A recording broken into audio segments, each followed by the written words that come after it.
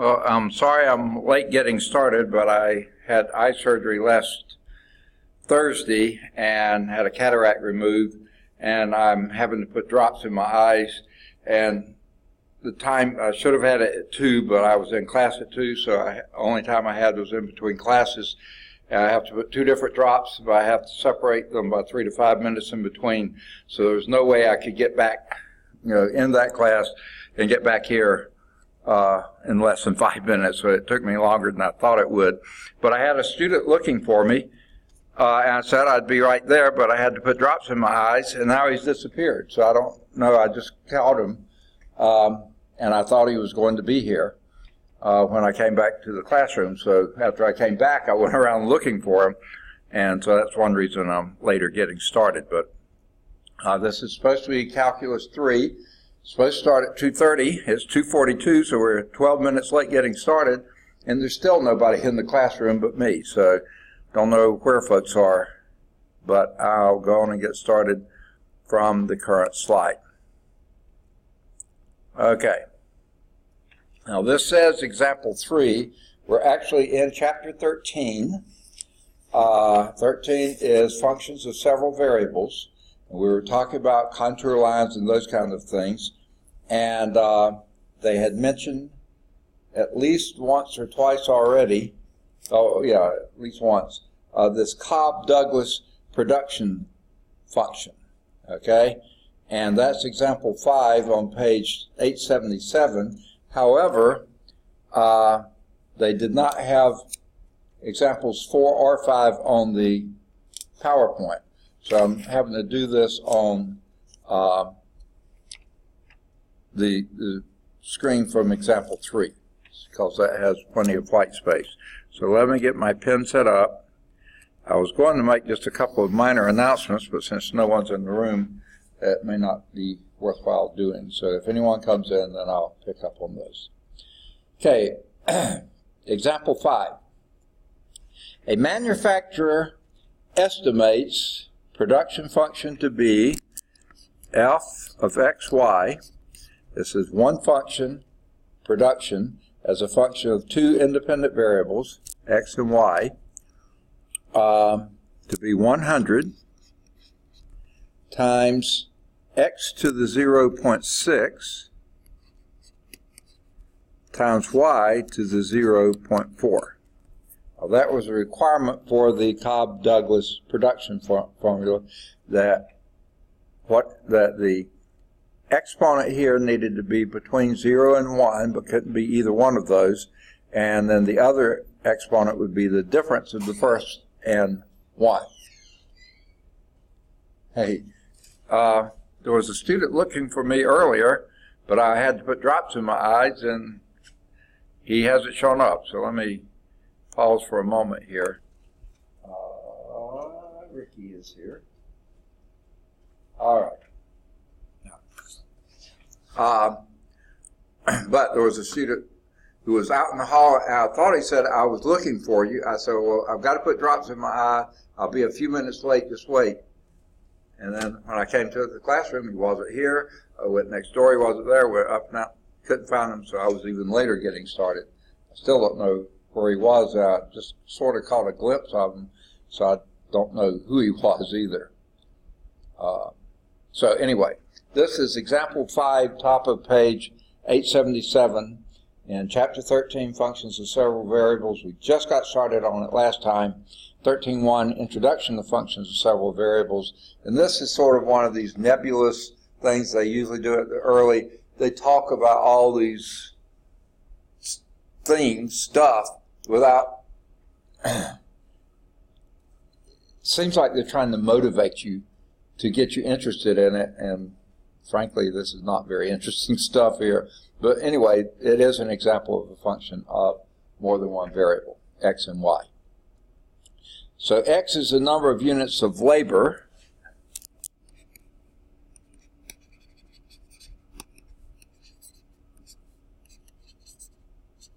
Okay, that's a pretty ugly O. Okay, and y is the number of units of capital.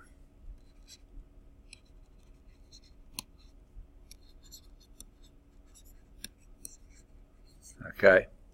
Now,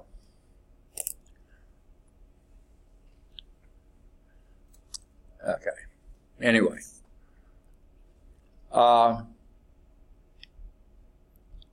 It says compare the production level when x is equal to 1,000 and y is 500 with the production level. So we want to do x equal 1,000 and y equal 500 and compare that one to when x is 2,000 and y is 1,000.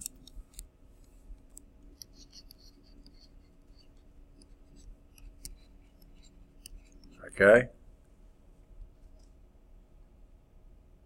And you're just comparing. So, I mean, all you're doing here is plugging in. Okay? So the first, where x is 1,000 and y is 500, that would be 100 times 1,000 to the 0.6 times 500 to the 0.4. Now, none of those I can do in my head, so I hope you got a calculator that will do them. And what would that give you?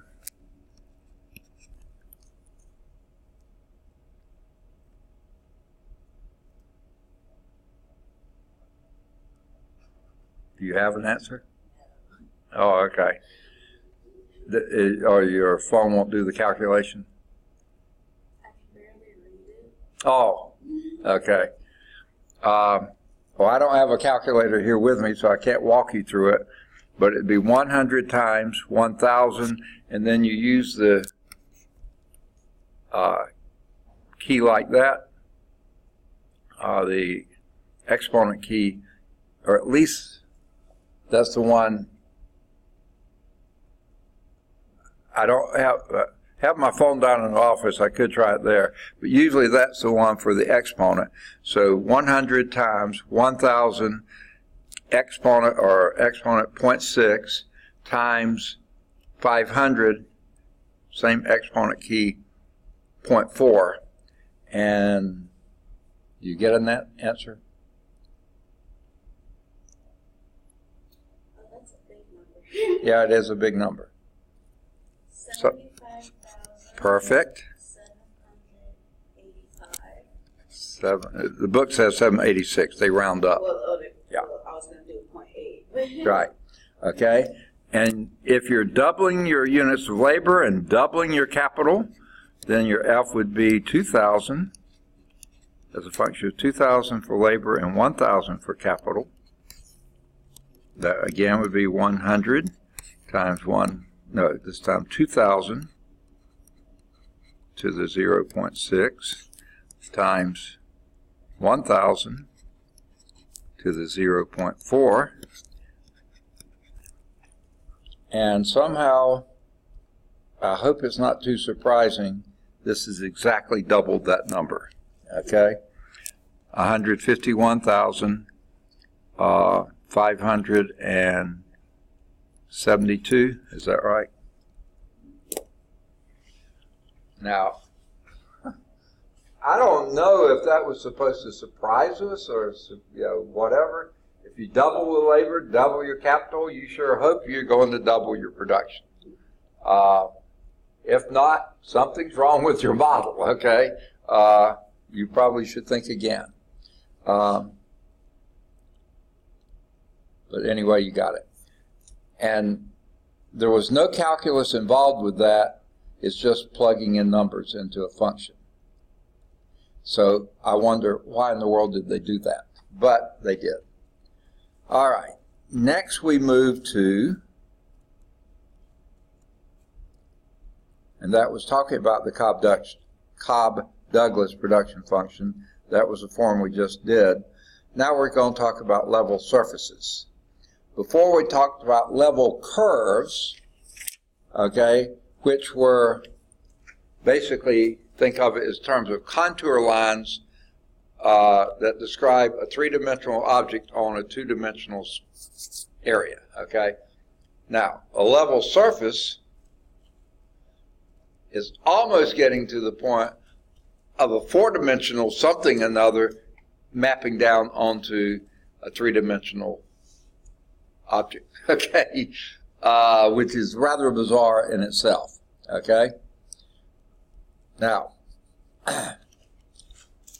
if f is a function of three variables, okay, and c is a constant, then, let's see, here. Okay, this is what I was just saying. The concept of a level curve can be extended by one dimension to define a level surface. So if f is a function of three variables, c is a constant, then the graph of the equation f of x, y, z is equal to c is a level surface of f. Because you see, this f, if these are three independent variables, that's all I can visualize in space, x, y, z. But yet you've got something that's a function of all three of those. So that has to be mapped where? I don't know. We don't have a fourth dimension. So what we do level surfaces and then imagine what this must be like, okay? And they just made up one. They don't give us any numbers here. But this looks like this surface that looks like here, looks like a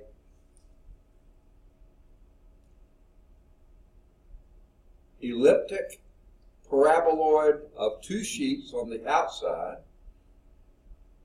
going down to an elliptic cone when it's there, going down to elliptic paraboloid of two sheets when you're here, or going the other direction. Yeah, they said this one's the two sheets. One sheet was the first one, the cone was the second one, and two sheets was the third. Okay, and these are just surfaces that would map where the function would be if the surface representing what the function values would be for some fixed output, I guess you would say. Okay, rather hard to describe. So here they have us do one. Describe the level surfaces of this. Okay, now hopefully this won't be so bad.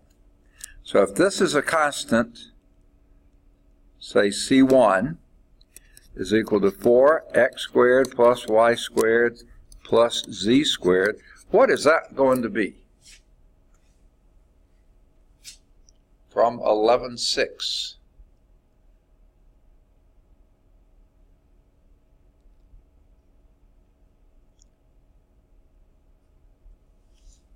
Okay. Notice these are all squares, so all three dimensions going to have curvature in them. Okay. They're all plus signs, so this is going to be closed. Okay. And the only three-dimensional structure we talked about, mostly, that was closed and everything else, is an ellipsoid. Y and Z are your major axes. They're both the same, and the X is a bit more compressed. Okay? But that would be, these level surfaces would be various ellipsoids. A small one here, bigger, bigger, bigger, bigger. So that's all I can do to describe it. Let's take a look at it. Each level surface has an equation of that form, just like I wrote. They wrote it in reverse order. Okay? So the level surfaces are all ellipsoids whose cross sections parallel the XY, whose cross section parallel to the XY plane are circles. And the reason for that is those coefficients are the same. The XZ circle. Second? You said XY. I said XY, but it's YZ are, because those are the same. This would be the minor axis. These would be the same. So their cross sections in the YZ planes are circles, and in the XZ plane and the YZ XZ plane and the XY plane, those would be ellipses. Okay?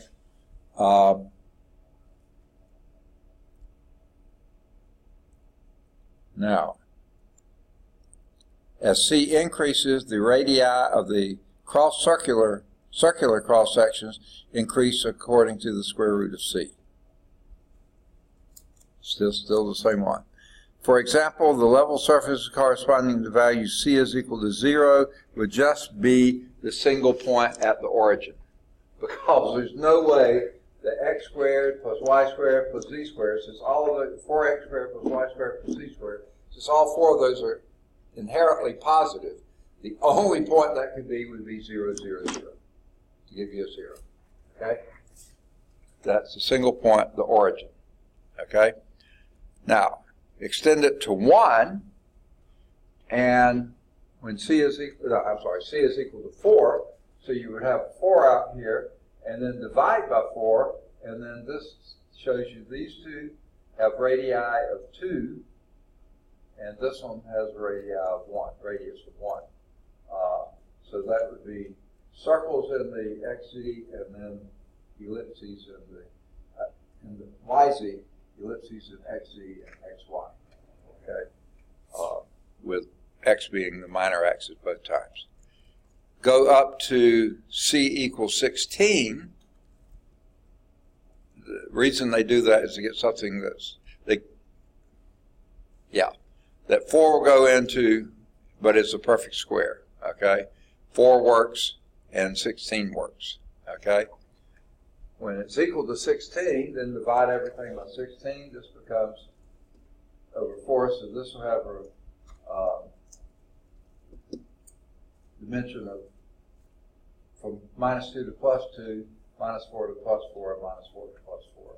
So again, circles of radii 4 on the cross sections of the YZ plane, and then ellipses with minor axis of 2 and major axis of 4 there. So again, just double. But that would be a bigger ellipse. Okay, ellipsoid. That would contain the others. Now the picture here, to me, that's not a very good picture. Okay, it looks like a bullseye, and it's not supposed to be that. I get no three-dimensional feeling of this at all, but it's got to be a three-dimensional thing.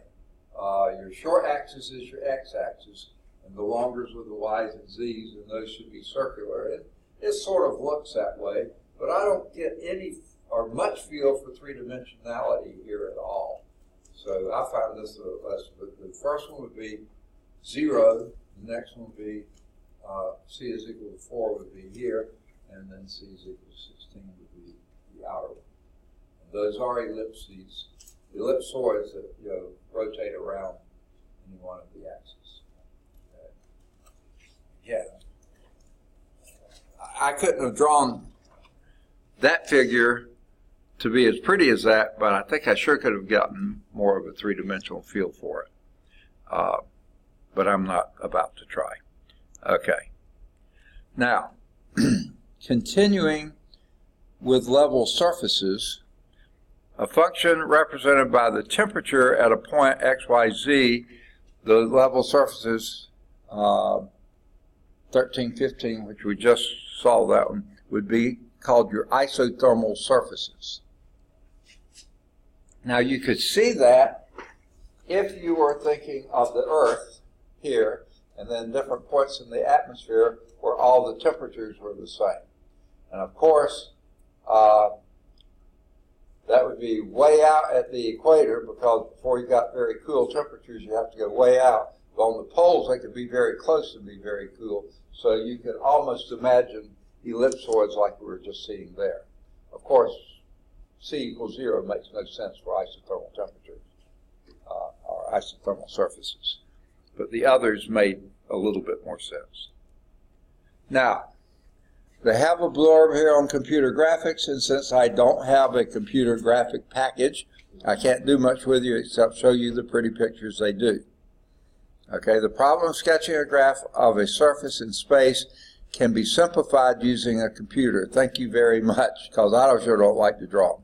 Although there are several types of three-dimensional graphing utilities, most use some form of trace analysis to give the illusion of 3 dimensions. To use such a graphing utility, you usually need to enter an equation of the surface and the region in the xy plane over which the surface will be plotted. You might need to enter the number of traces to be taken. Okay?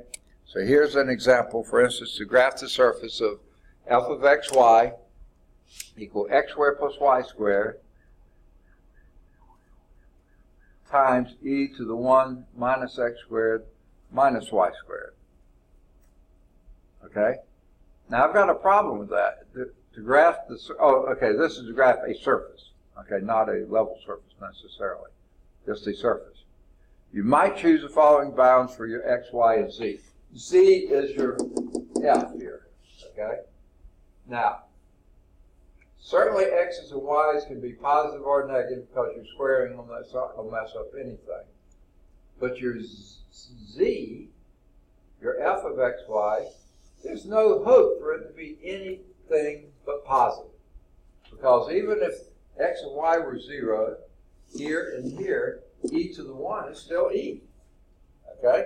Which is 2.7 something or another. So you'll never have that being negative. And then even if you put negative x and y's in there, when you square them, they're still positive. So the multiplier is positive. And it doesn't matter what you put there for x's and y's, e is never negative. Okay? Never negative. It can be very tiny, approaching 0, or it can be enormously large, which it can be, so there's no way that's going to be negative. So your z, if you choose, say, just arbitrarily, minus 3 to 3 for your x, and the same for your y, okay, then how in the world did they get that? Okay, let's just see. X squared plus y squared, the maximum would be 18. 9 plus 9 is 18. And then do e to the minus 17, which would be, let's see, is that right? Yeah, e to the 1 minus 9 would be minus 8, minus 9, yeah, minus 17. So punch that into your, try that into your calculator. 17 times e to the negative, did I say that right? No. 18 times e to the negative 17.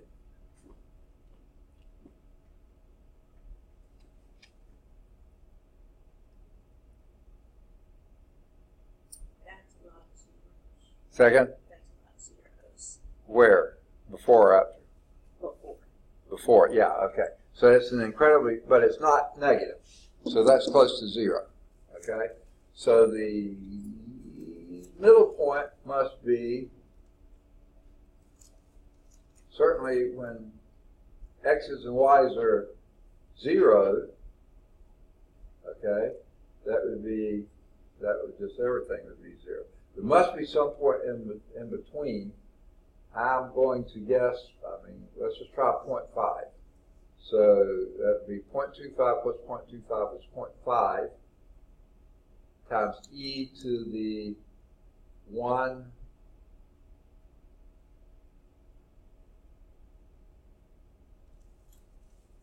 minus 0.25. Subtract another, so e to the 0.25. So 0.5 times e to the 0.25.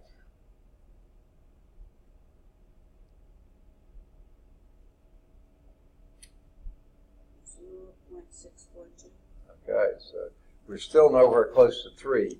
So it seems like to me, well,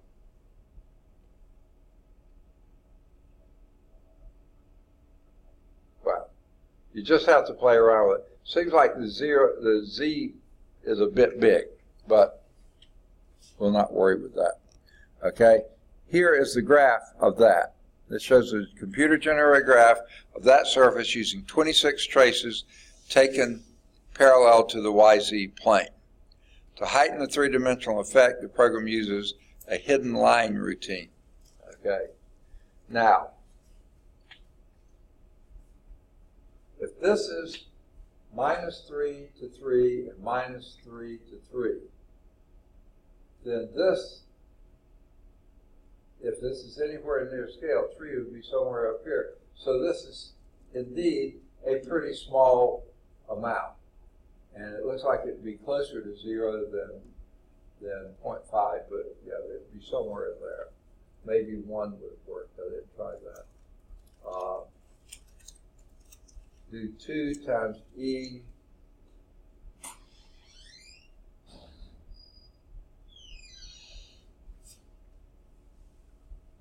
to the -1 and see what you get. That doesn't seem like that's going to give you very big either. 2 times e to the -1. It's still an awfully small number. Yeah, So I don't know where they. 0.73. Okay.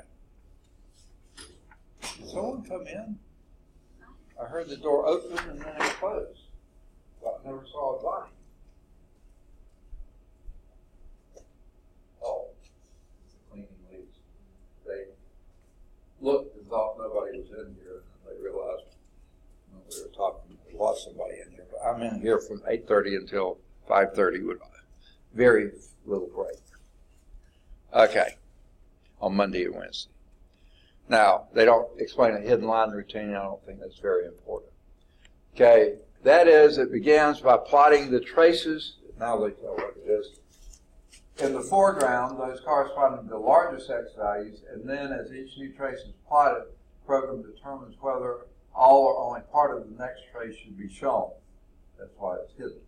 The graphs on the next slide show a variety of surfaces that were plotted by computer. If you have access to a computer drawing program, I don't, use it to reproduce these surfaces. Okay? All right, good. We've doubled the class size. Okay. Rachel White. All right. We're just looking at some amazing computer graphics, but there's not a thing I can do about any of them because I don't have a computer grapher, okay? These are 3 different views of f of xy is equal to 2 minus y squared plus x squared e to the 1 minus x squared minus y squared over 4. Okay? Now what they've done here is twist the axes around. This is sort of the standard isometric view, negative x to positive x, negative y to positive y, negative z to positive z. Okay?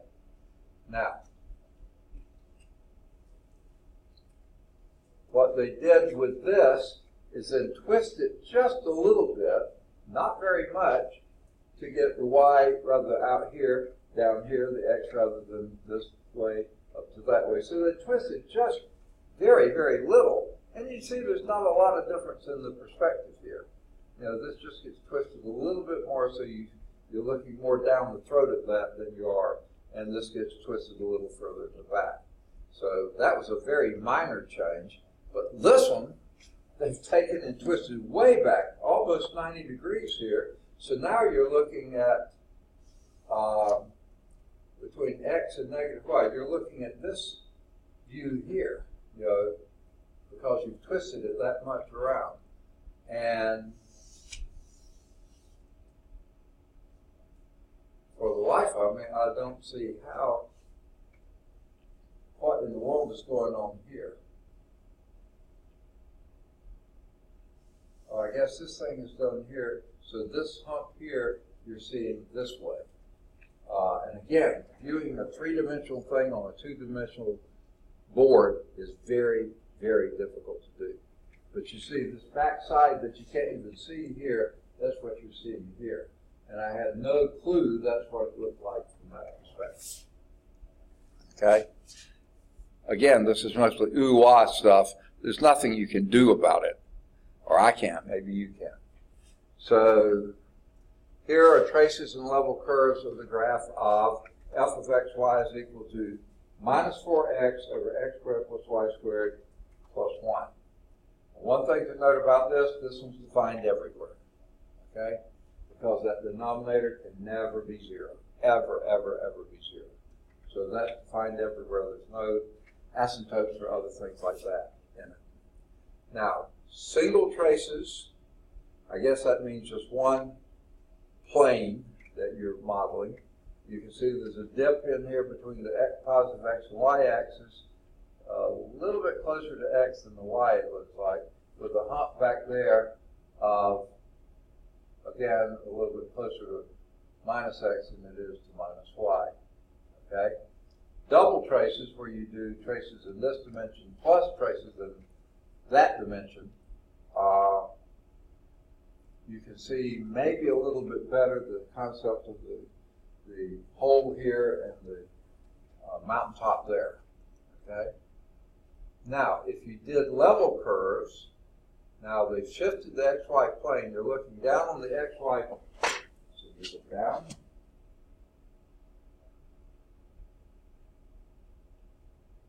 Yeah, you're looking down on the xy plane this way. So this is your depression here.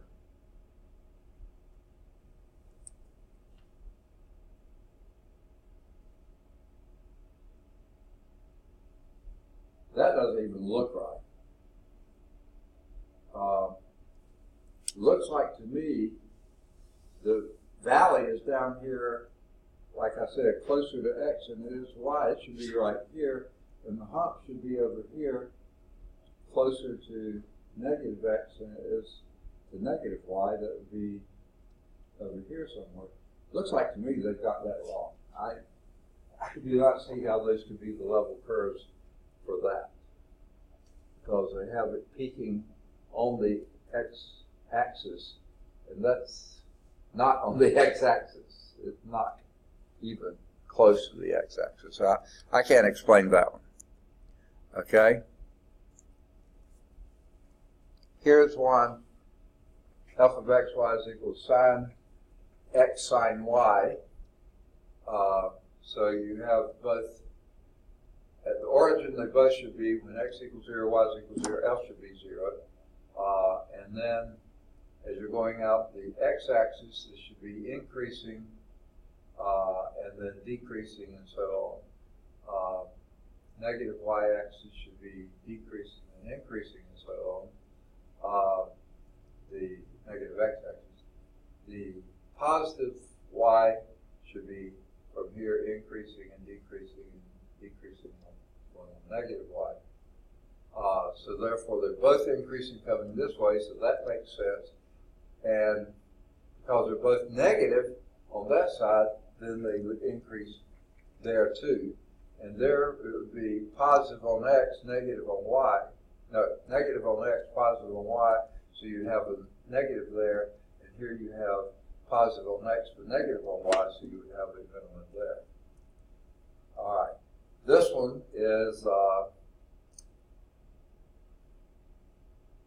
Venus flytrap or something like that, that you have, it's a negative value here, so this thing is always below on the minus side of the xy plane.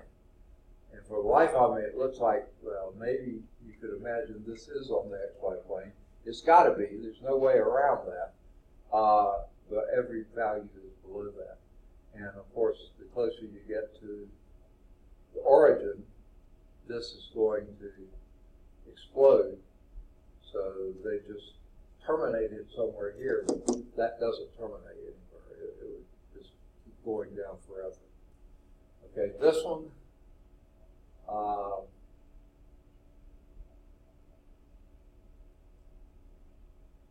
The denominator cannot be the circle of radius 1, because if it were 1,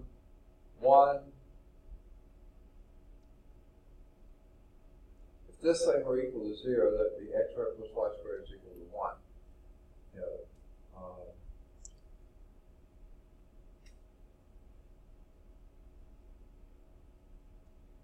And if that were true, you would have a vertical asymptote. So I don't know where that is on here. I guess that's going down here and there and there. So it can't ever approach. It can approach but never reach the circle of x squared plus y squared equal 1. Because there it's undefined. Okay? But of course it's undefined here too. So you have an indeterminate form.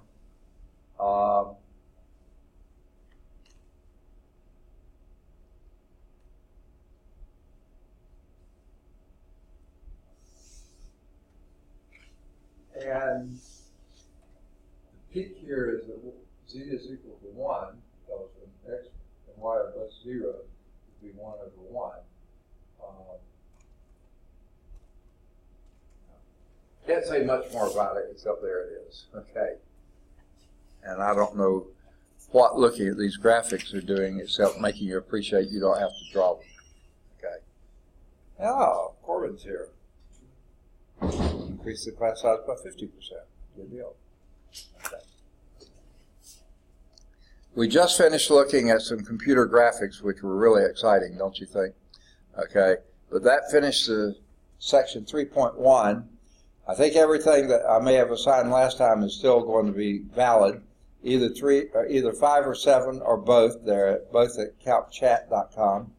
Any of the odds 9 through 19, they're all at CalcChat. 9's at CalcView. Any of the odds 21 to 31, they're all at CalcChat. 23's at CalcView. And then you can think about looking at 33 if you'd like, because it has some interesting computer graphics on it. See if you can figure out what they're talking about. Then you can do any of the odds 35 to 41. They're all at CalcChat. 37 at CalcView. I would try to do all 4 of 47 through 50. They're matching, and you only will have answers for 47 and 49 in the back and at CalcChat. But they still should be ones that you can match up pretty well. Then any of the odds 51 through 57, they're all at CalcChat. 51's at CalcView. You can do either 59 or 61. They're both at CalcChat. And you can explore doing either 63 or 65. They're both at CalcChat. 67's at CalcChat. 69 is at CalcChat. Any of the odds 71 to 75 are at CalcChat. 71's at CalcView. 77 should be at CalcChat. 79, 80, 81, 83,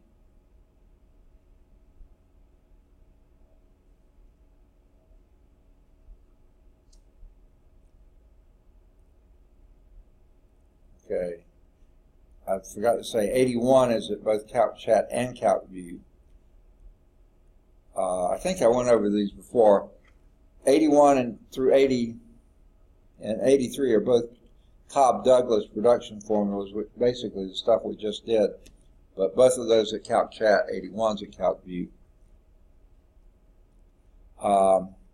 Then you get to choose between 85 and 87. Maybe 89. Any of those odds, they should be at CalcChat. 91 and 93 should both be at CalcChat, and that's it. All right. Let's go on to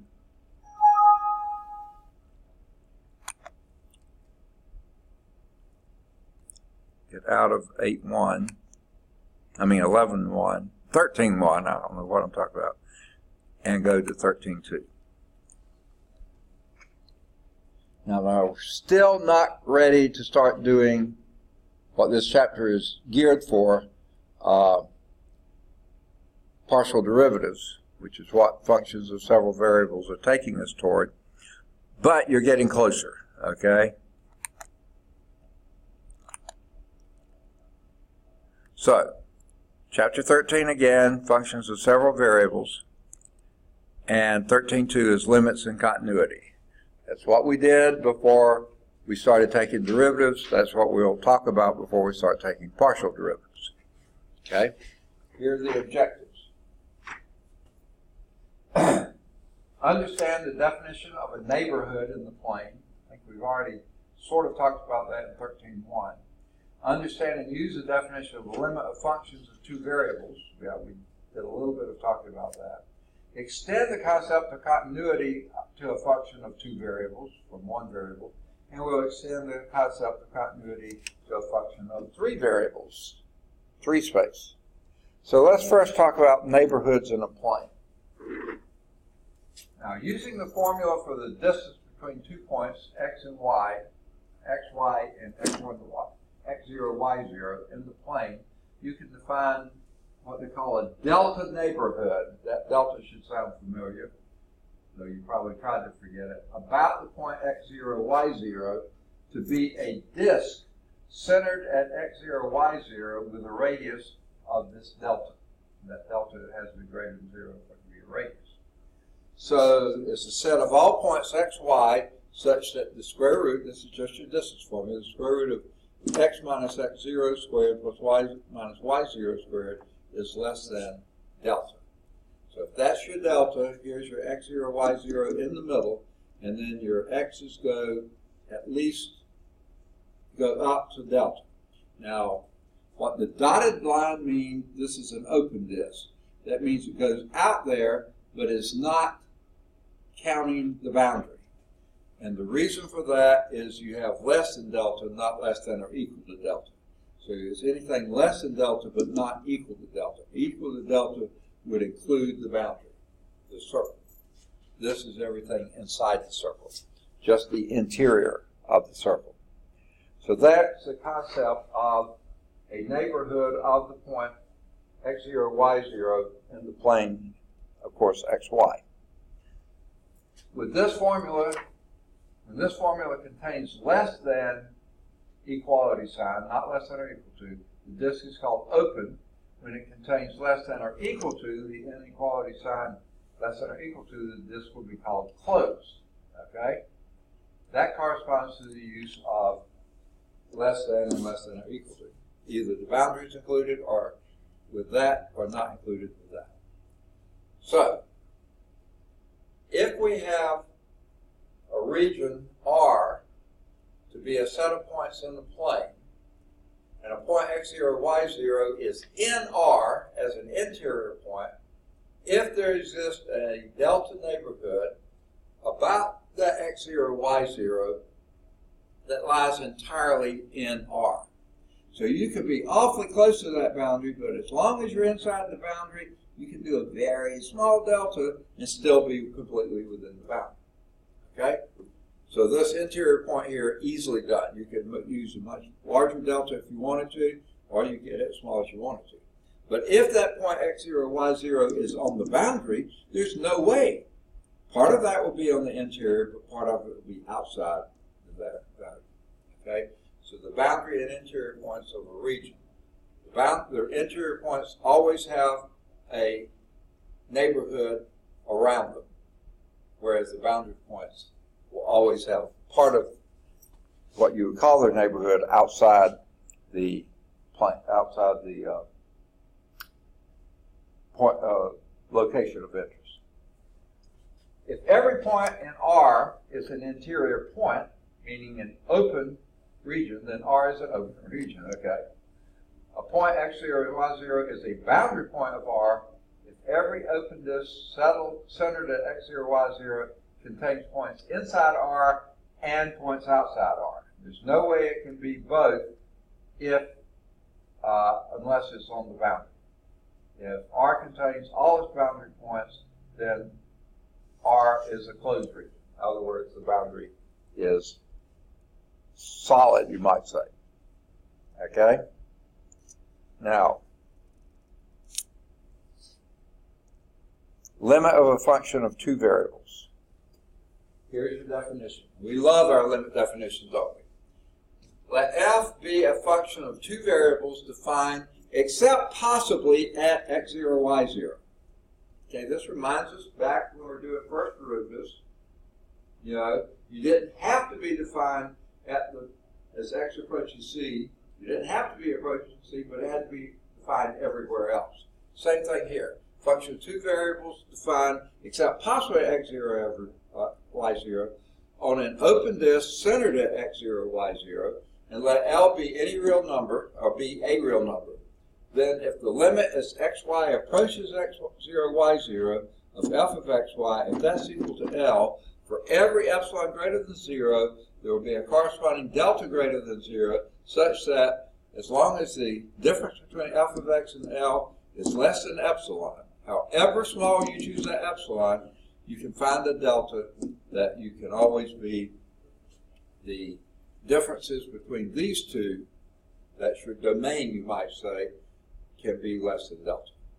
Your open region within delta, okay? Now, if you choose an incredibly small epsilon here, you're going to have a really small delta, but you will always be able to do it. If the limit exists, that's got to be the case. Okay? Graphically, the definition of a limit of a function of two variables implies that for any point x0, y0, xy not equal to x0, y0 in the disk of radius delta, the value of f of xy lies within L plus epsilon and L minus epsilon. Okay? A lot like what we did in 2 dimensions, but now we're extending to 3. So if here is your x0, y0, you've got some delta around here, and the x is within that delta, then somewhere up here, whatever your shape, your figure, your surface, whatever it is up here, if you do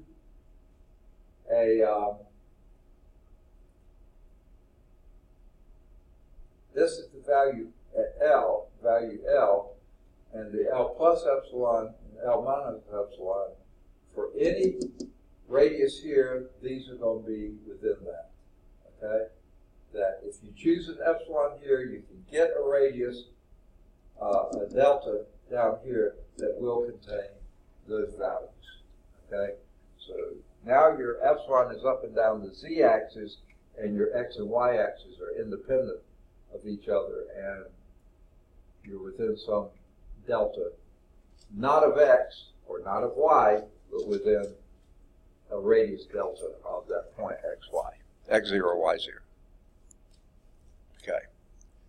The definition of a limit of a function of two variables is similar to the definition of a limit of a function of a single variable, but there is a difference, a critical difference.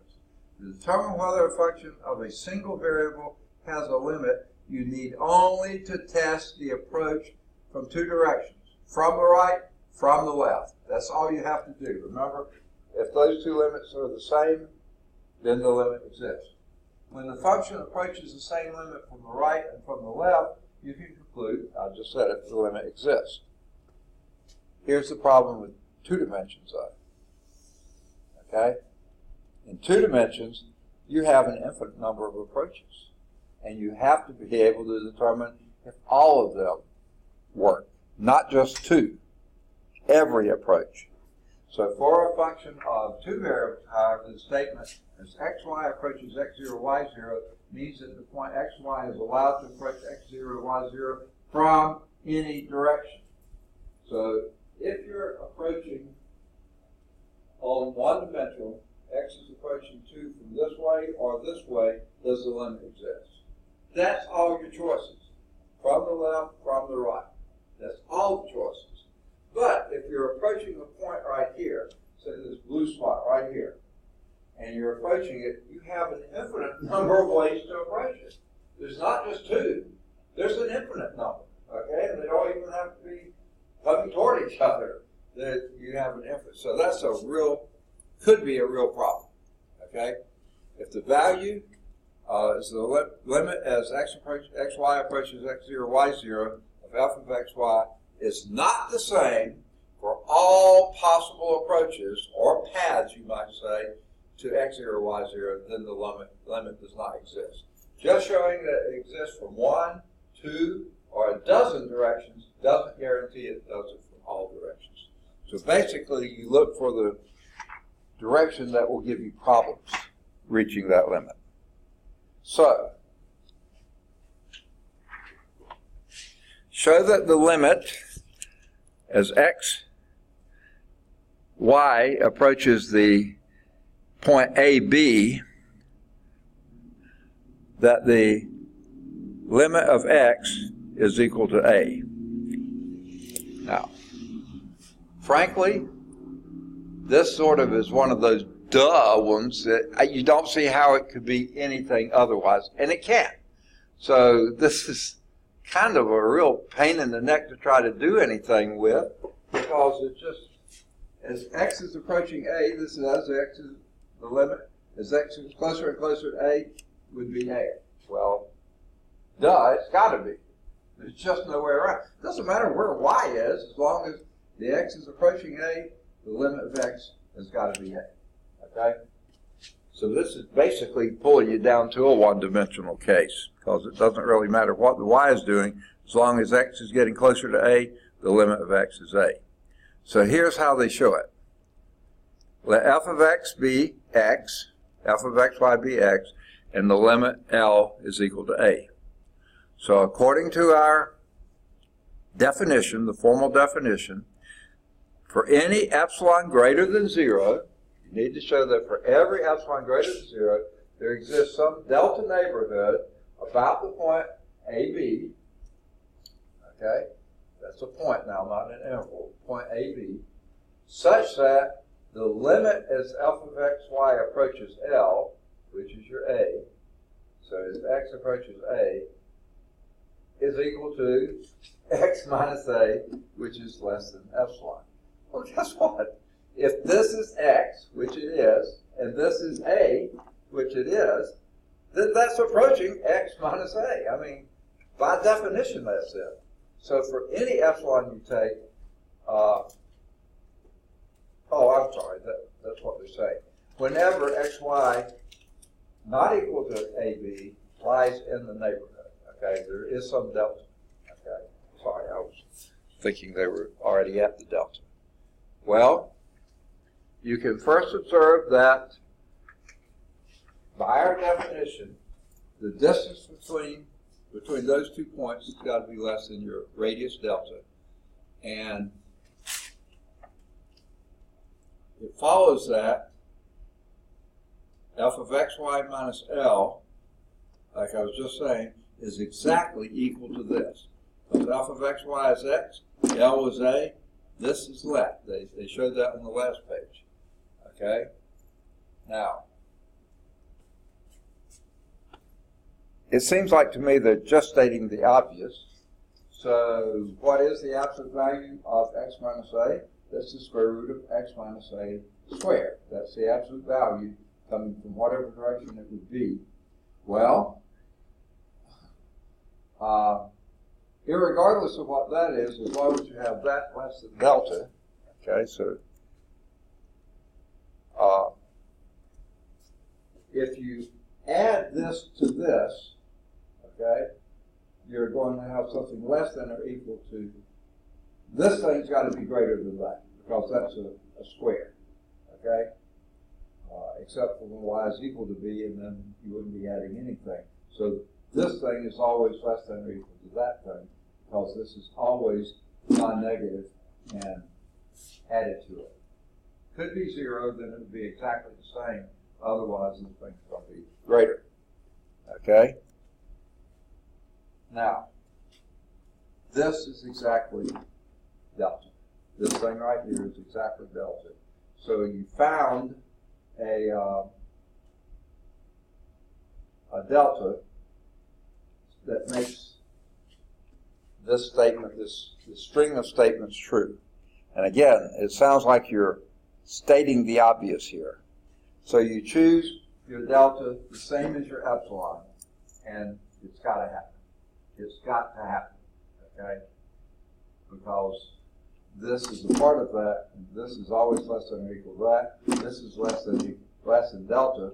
So if you choose your delta the same as your epsilon, which is what this was, if you go back one step, well, oops,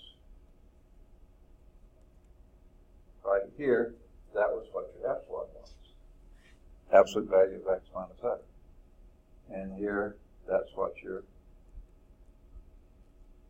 that's less than or equal to delta. So when epsilon is equal to delta, your limit is verified. Okay. Certainly if delta is anything greater than epsilon, it's fine. All right, the limits of functions of several variables have the same properties regarding sums, differences, products, and quotients as do limits of functions of single variables. You sure hope they would, and they do. Okay? For some functions, it's easy to recognize the limit does not exist. For example, this one right here.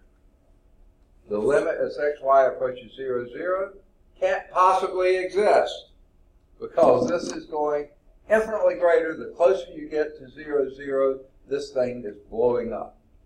As x is getting very, very close, and y is also getting very, very close to 0 from either direction, okay? From any direction, then this thing is getting closer and closer to 0, 1 over 0, not defined, ever.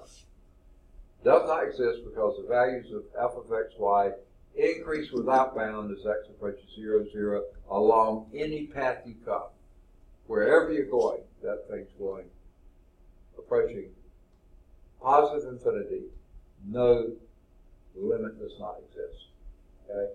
So the limit as xy approaches 0, 0 of 1 over x squared plus y squared does not exist. Now, if it's approaching any other point, 7, 3, yeah, there's going to be some point here where that's going to be the case. Okay? That'd be a pretty small number, too. Now, is that all they had for that?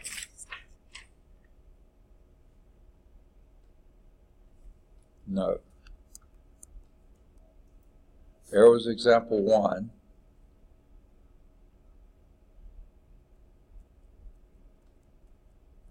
Okay. We need to do example 2. Now, these can admittedly be very tedious. Okay? And let's see if we can get through them as painlessly as possible. Find the limit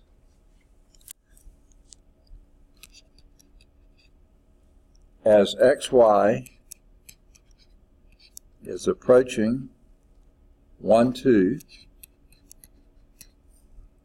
of 5x squared y over x squared plus y squared. Okay? Now, I hope I'm not overstating this, but I think I am. That's fine. The only place this would be a problem was if you're approaching 0, 0. So that cannot possibly exist. But any other values, there's no problem. There will be, pick any other xy thing except 0, 0. 0, 17, 0.3, 0.010. I mean, anything you're going to have a limit to it except 0, 0. So certainly this limit exists. Guess how you're going to find what the limit is? Plug them in. Plug it in, plug it in. So what would this be? 5 times your x is approaching 1, so that would be 5 times 1 times y, which is 2, over x is 1 plus y 2 squared would be 4. So this is 5 times 2 over 5, which is equal to 2. Okay? They may have wanted us to use some awkward formal proof, but if the limit exists, you can plug it in. And that one is pretty obvious the limit exists, so you plug it in. That's all they require. Okay? Now, so much for that one. Any question? You need me to leave this up any longer? Okay. The next one, however, find the limit. I should have left it there. I wasn't paying attention. I did note this earlier, but I didn't. Okay, as xy is approaching 0, 0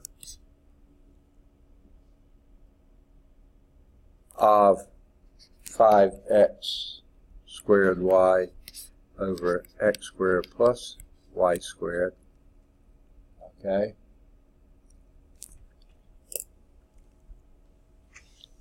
Anything you can do with that?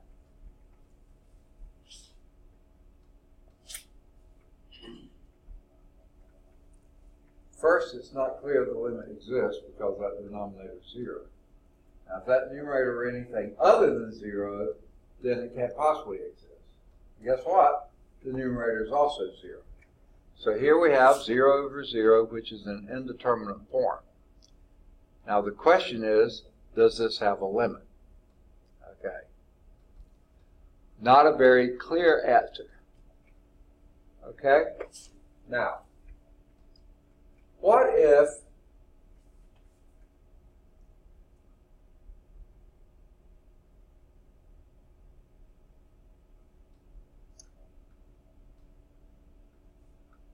the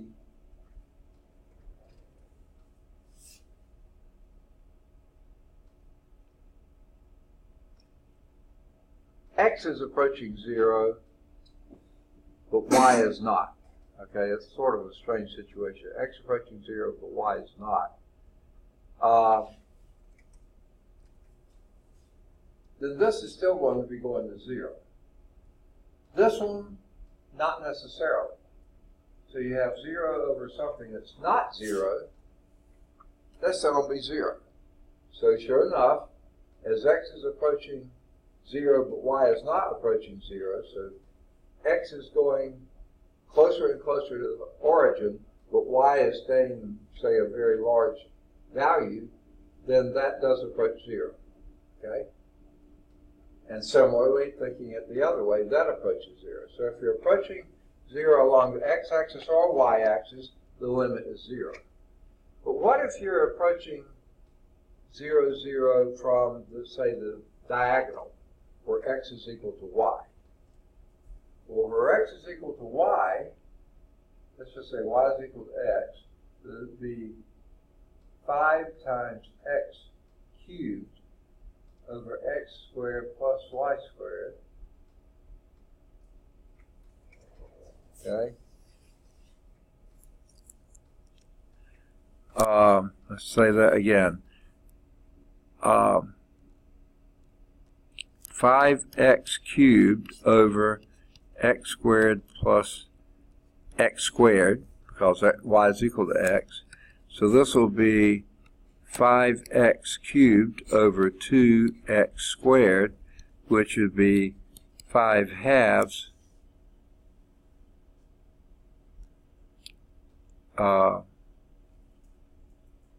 times x. Okay? So, as x is approaching 0, certainly that would be approaching 0 as well.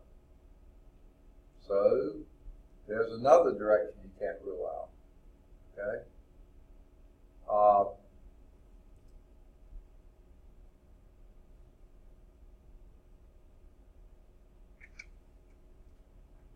Let's do it the other way. Well, I think it would still wind up the same way. 5y cubed over 2y squared, that would be 5 halves y, and as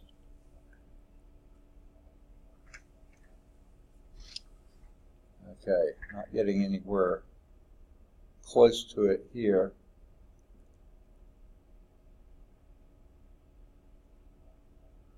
You said y equal to x squared? No, I just said y is equal to x, yeah, along the either diagonal, okay?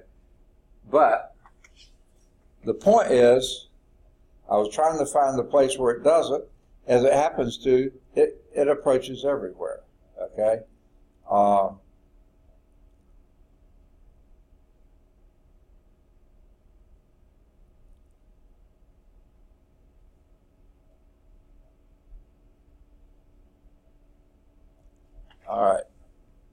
They don't have this one on the diagram, on the PowerPoint. So,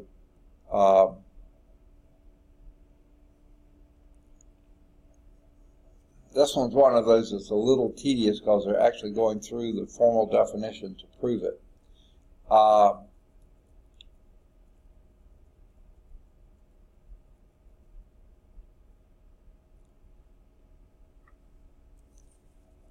don't know if it's worth taking up class time to do. If you have access to the book, but some of you don't. Frankly, okay. You can try different approaches to it, and I think every one you'll see that almost gives it away. Because the numerator, no matter what you let of those approaching zero, the numerator is going to approach zero. One, the other, both, however they do, that's going to zero. Now the denominator, as you come in different areas, it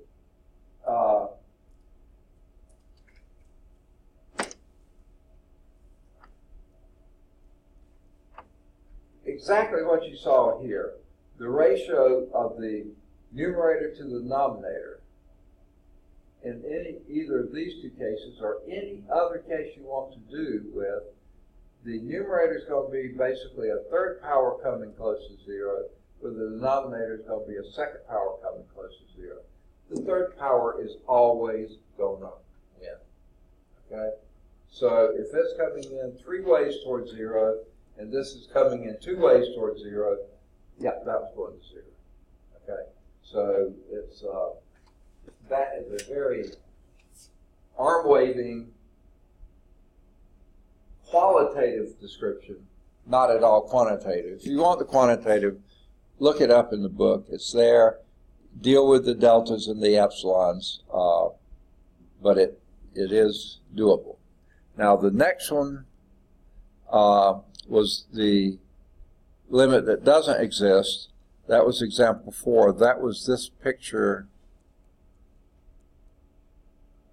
here. This was example 4. And this one, it's really obvious. That will never exist as you go close to 0, 0. There's no path that will get you there that will, because this is always in the form some non-zero number divided. That's not an indeterminate form. That's a does not exist form. No matter what you do, if you're letting x, y approach 0, x and y approach 0, then if they're both going closer to 0, there's no way that's ever going to work, because that thing's getting bigger and bigger and bigger without limit. Okay.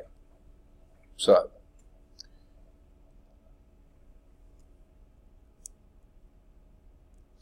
they do one more. Well, let's sort of at least talk about that one. The limit as xy approaches 0, 0 of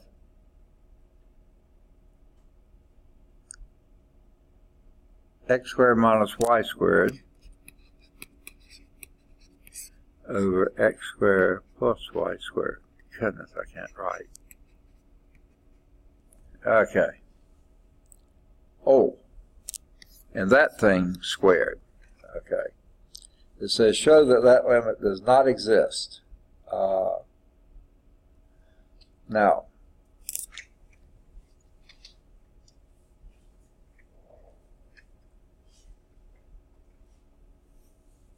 certainly plugging it in will give you a 0 over 0 form, indeterminate. Now, there's, and again, this is very qualitative here.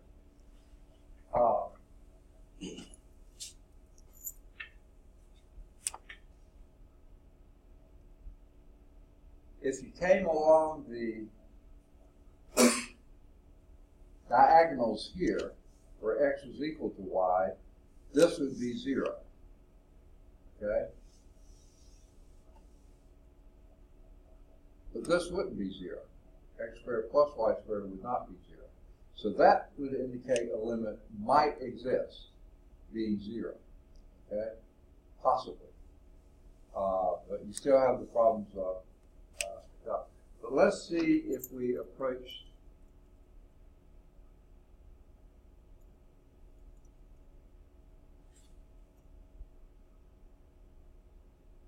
let's see.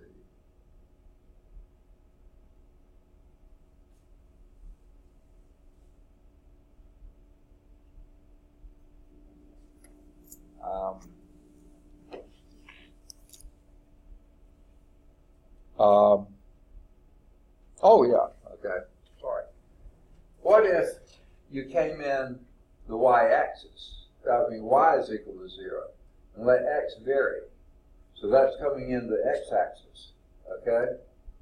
So y is equal to 0, but x is not necessarily equal to 0. This would then be x squared over x squared. That would have a limit of 1, okay, if you're coming in this way. So it looks like the limit could exist and it's 1. But if you come in, sorry, my nose is itching like crazy, the y-axis, okay, so x is equal to 0, let those be to 0, and then let y approach, y, you would have minus y squared over plus y squared. So that would have a limit of minus 1, okay? Hey, can't happen. You can't happen that coming this way you have a limit of plus 1, coming this way a limit of minus 1, and in other places it's going to 0. No, that limit cannot exist. Even though from some directions it exists one way or another, but they'd have to all be the same from every direction.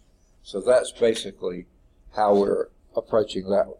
Goodness, my nose is itching like crazy. Okay, so that limit does not exist. Okay, now finally we're ready for continuity of a variable, of a function of two variables. All right. The limit of f of xy is equal to 5x squared y over x squared plus y squared, the one we just did. As xy is approaching 1, 2, we just did that. We found out the limit was 2. Okay?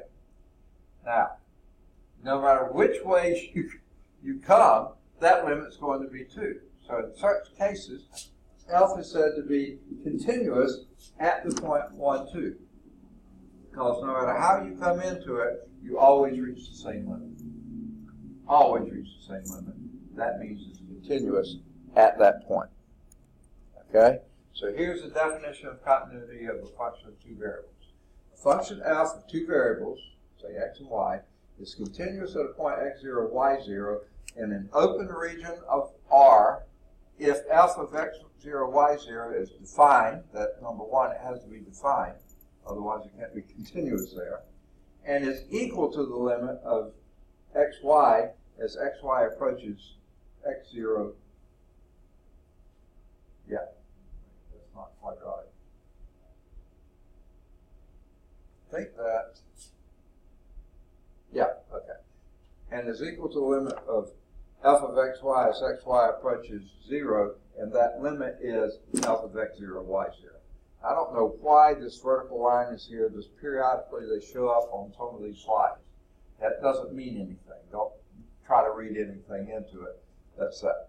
The function f is continuous on an open region of R if it's continuous at every point in R. Okay? So if at any point x0, y0 is going to always go to f of x0, y0, and it does that for every point within a region, then it's continuous on the whole region. Okay? It just fits your concept of continuity. You don't have any holes, you don't have any breaks, you don't have any discontinuities anywhere. Okay? Heaven is here.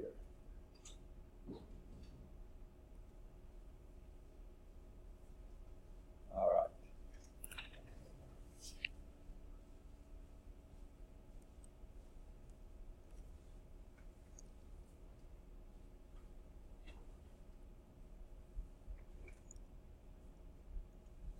Okay, I think we're still okay here. A function, they seem to like this one. Alpha of x, y is equal to 5x squared y plus divided by x squared plus y 0 is not continuous at 0, 0. Okay? Because the limit at this point exists. However, you can remove that discontinuity by defining f at 0, 0 as being equal to its limit there. Such a discontinuity is called removable. We did those before in single variable calculus. Okay? This is multiple, two variables. The function f of xy equals x squared minus y squared over x squared plus y squared is not continuous at 0, 0, and that discontinuity is not removable, non-removable, because there's no way you can make the minus ones and the plus ones come out being the same. And that's also equal to the 0, 0. Okay? This one is, because the limit does exist, and whatever that limit is from whichever direction, just make that the value there. Okay? This is sort of like the hole in the graph. This is sort of like the discontinuity, only you now got sheets, 3 space. Hole in the graph you can redefine and make it true. This one, no way you can. So here is theorem 13.1, which is bottom half of page 888. We're in chapter 13, functions of several variables, 13.2, limits and continuity, which is pretty esoteric stuff. There's a lot of talking about. See, here's another one of those random vertical lines. I don't know why they're in there. They're not in the book, but they show up in the slides. Graphics person must have just been hitting a key or something. If k is a real number, any real number, f of xy and g of xy are continuous at this point x0, y0, then the following functions are also continuous at x0, y0. The scalar multiple of either of these functions, k comes out, is certainly also going to be continuous at x0, y0. The sum of the difference, f of xy plus or minus g of xy, then they will be continuous there as well. The product function, f times g, f of xy times g of xy, will be continuous at x0, y0. The quotient function will be continuous there as long as that g of x0, y0 is not 0. If that happens to be 0, then that one will not be continuous. So, theorem 13.1 establishes the continuity of polynomial and rational functions. These are all samples of polynomial functions, or they would fit this. When you divide them, it would be a rational function. At every point in their domains. There's the key. If the point's not in their domain, they don't have a limit there. Okay, so at every point in their domains, they work. If they don't, if they have a point you have to exclude, like that one, then you exclude it from the domain, it'll be continuous everywhere else. Furthermore, the continuity of other types of functions can be extended naturally from 1 to 2 variables. Very short statement, but covers a lot of ground. All right. For instance, the functions whose graphs are shown here are continuous at every point in the plane. The 1/2 the sine of x squared plus y squared. Okay? X squared plus y squared is continuous everywhere. Sine is continuous everywhere, and certainly half of sine would be continuous everywhere. Here's a surface. F of x equals cosine y squared e to the minus x squared, square root of x squared plus y squared. Well, e is continuous everywhere, even when this is approaching 0. No problem there. Because e to the 0 is 1. Okay? So it doesn't matter what that's going toward. That's continuous. This is continuous. That's continuous. Everything's continuous, so your surface would be continuous at every point, because all of your functions are. Okay. Now, continuity of a composite function. We talked about sums, differences, products, and those kind of things, but we haven't mentioned composite. If h is continuous at x0, y0, h is continuous there. G is continuous at the value of h at x0, y0. Then the composite function given by G composed with h of xy, which is G of h of xy, is continuous at 0, 0, x0, y0. That is, the limit as x0, as xy approaches x0, y0 of G of h of xy would be G of h of x0, y0. If you can plug it in the composite function, everything operates well at that point, then it's continuous. Notice in this theory that h is a function of two variables, right here, okay? But g is only the function of one variable, because h of xy is a single variable, single value. So g is a function of only one value. And we talked about that before. In composite functions, the outer function is not dependent on two variables, only on one. So, discuss the continuity of each of these functions. Is there any place where f would not be continuous?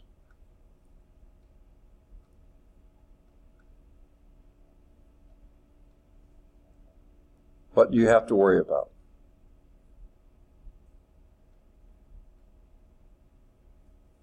Numerators don't give you any problem at all when they're polynomials.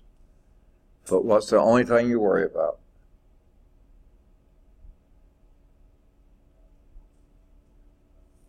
Same way we did it in single variable calculus. Look at the denominator.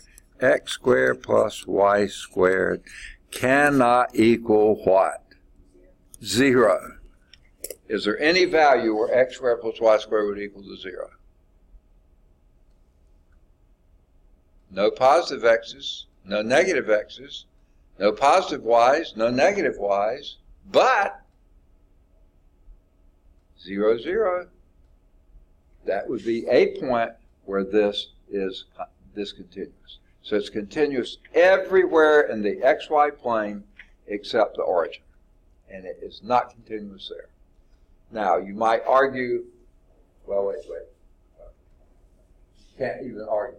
All we're talking is continuity now. The numerator would be 0 there too. So it'd be a 0 over 0.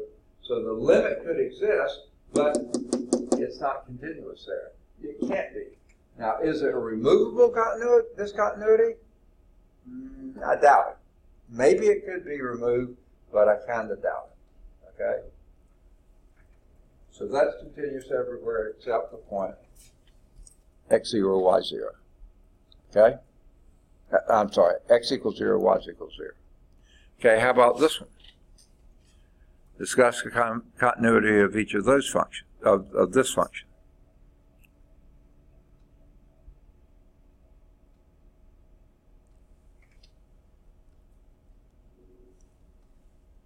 Any ideas? Do almost the same thing we did before. What would be the condition? That numerator is always 2, so it's not going to contribute any problems.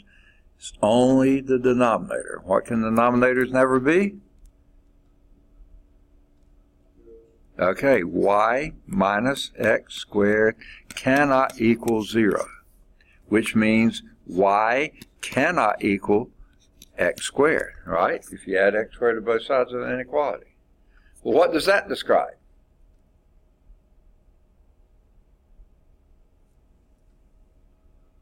Y equal to x squared is a parabola, right? So this would not be defined, not continuous at any point on that parabola. Everywhere else is fine, but not on that parabola. Certainly 0, 0 is one point. That's the only point that top one was not defined. This one, anywhere on that parabola, can happen. It cannot happen. Does that make sense? Okay. So the 5a, because the rational function is continuous, at every point on this domain, you can conclude that f is continuous. Is this the same problem? Oh, because at every point on this domain, you can conclude that it's continuous at every point in the xy plane, except 0, 0, because 0, 0 is not in its domain. Okay? Now,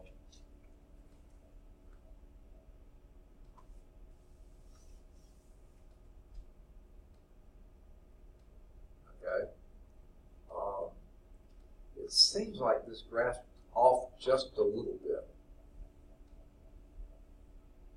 because it would seem like this opening here should be in this.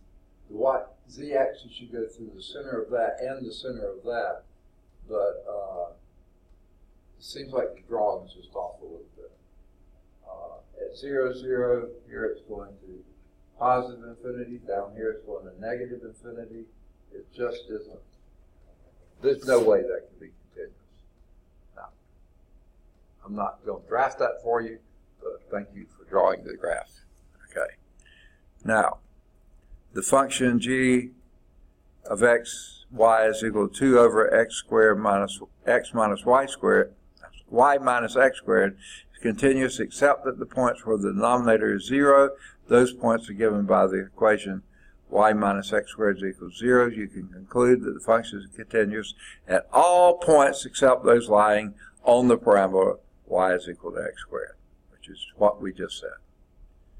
So, inside that parabola, you have y greater than x squared. Okay, let's go back. Oh, no. Oh, there it is. There's the function value. If y is greater than x squared, that works fine, and you'll be anything in here. And the parabola, of course, is not going to be defined anywhere there. Inside this, you're going to be anywhere inside this, I don't even know what you call that, parabolic shape that's up there. And down here, you're outside of that. Over here, you're fine. Everywhere here is fine. But down here, you have discontinuity here and here, and then in between here, you're up here. So no way it's continuous on the parabola. Anywhere inside the parabola, fine. Outside the parabola, fine. But on the parabola, definitely not at all anywhere. Okay? I can't draw that freehand. I can't draw it any way except something like they've done here, a computer-aided graphing package. Outside the parabola, y is less than x squared, and the surfaces lie below the xy plane. The other, y is greater than x squared. Okay.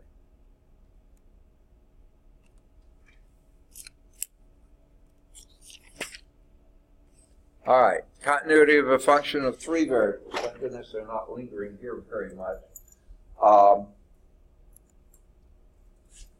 The definitions of limits and continuity can be extended to functions of 3 variables by considering x, y, and z within some sort of an open sphere, not an open disk, an open sphere.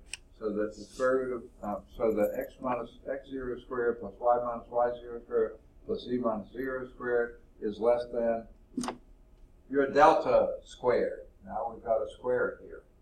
That's an open sphere of radius delta. Okay? The sphere is radius delta centered on x0, y0, z0. Okay? The radius of that sphere is delta. The sphere is centered at x0, y0, 0, z0. Okay, we've said that about a dozen times now. Now,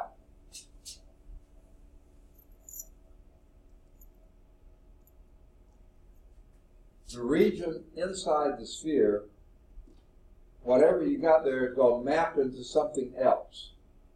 And that's something we can't illustrate in 3 dimensions, especially on a 2-dimensional board, but this is mapping somewhere else.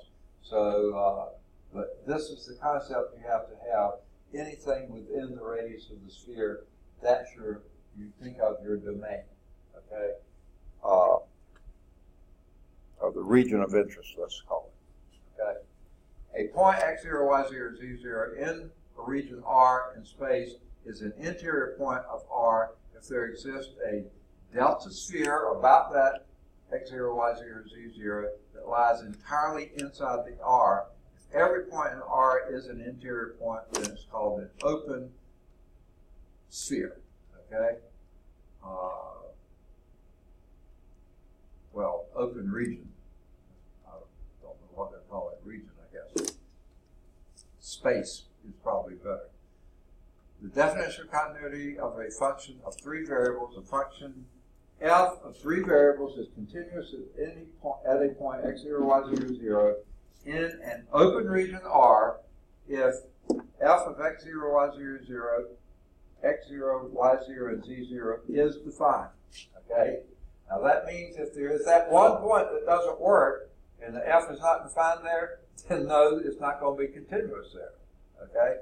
If this is defined and is equal to the limit f of x, y, z as x, y, z approaches x0, y0, z0. In other words, the limit as x, y, z approaches x0, y0, z0 of f of x, y, z. If that limit is f of x0, y0, or z0 at every point in that region R, the open region R, then the function is continuous in that open region R. If it's continuous at every point in the R.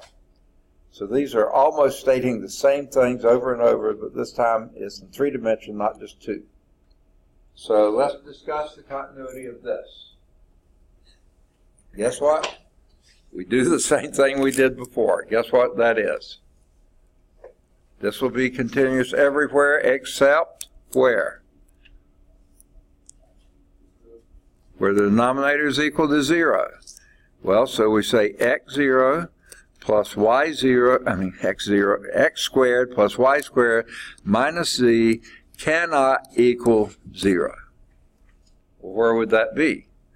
Well, I would describe it this way. Z cannot equal x squared plus y squared, right? What does x squared plus y squared represent? A circle of radius square root of z. So for every circle of whose radius is square root of z, okay, so in the xy plane, the level surface of xy plane, everywhere that would be defined that way. So basically what you have there, if you imagine it, is a cone, okay? Only it's the top half of a cone, because the other thing is z can't be negative at all, right?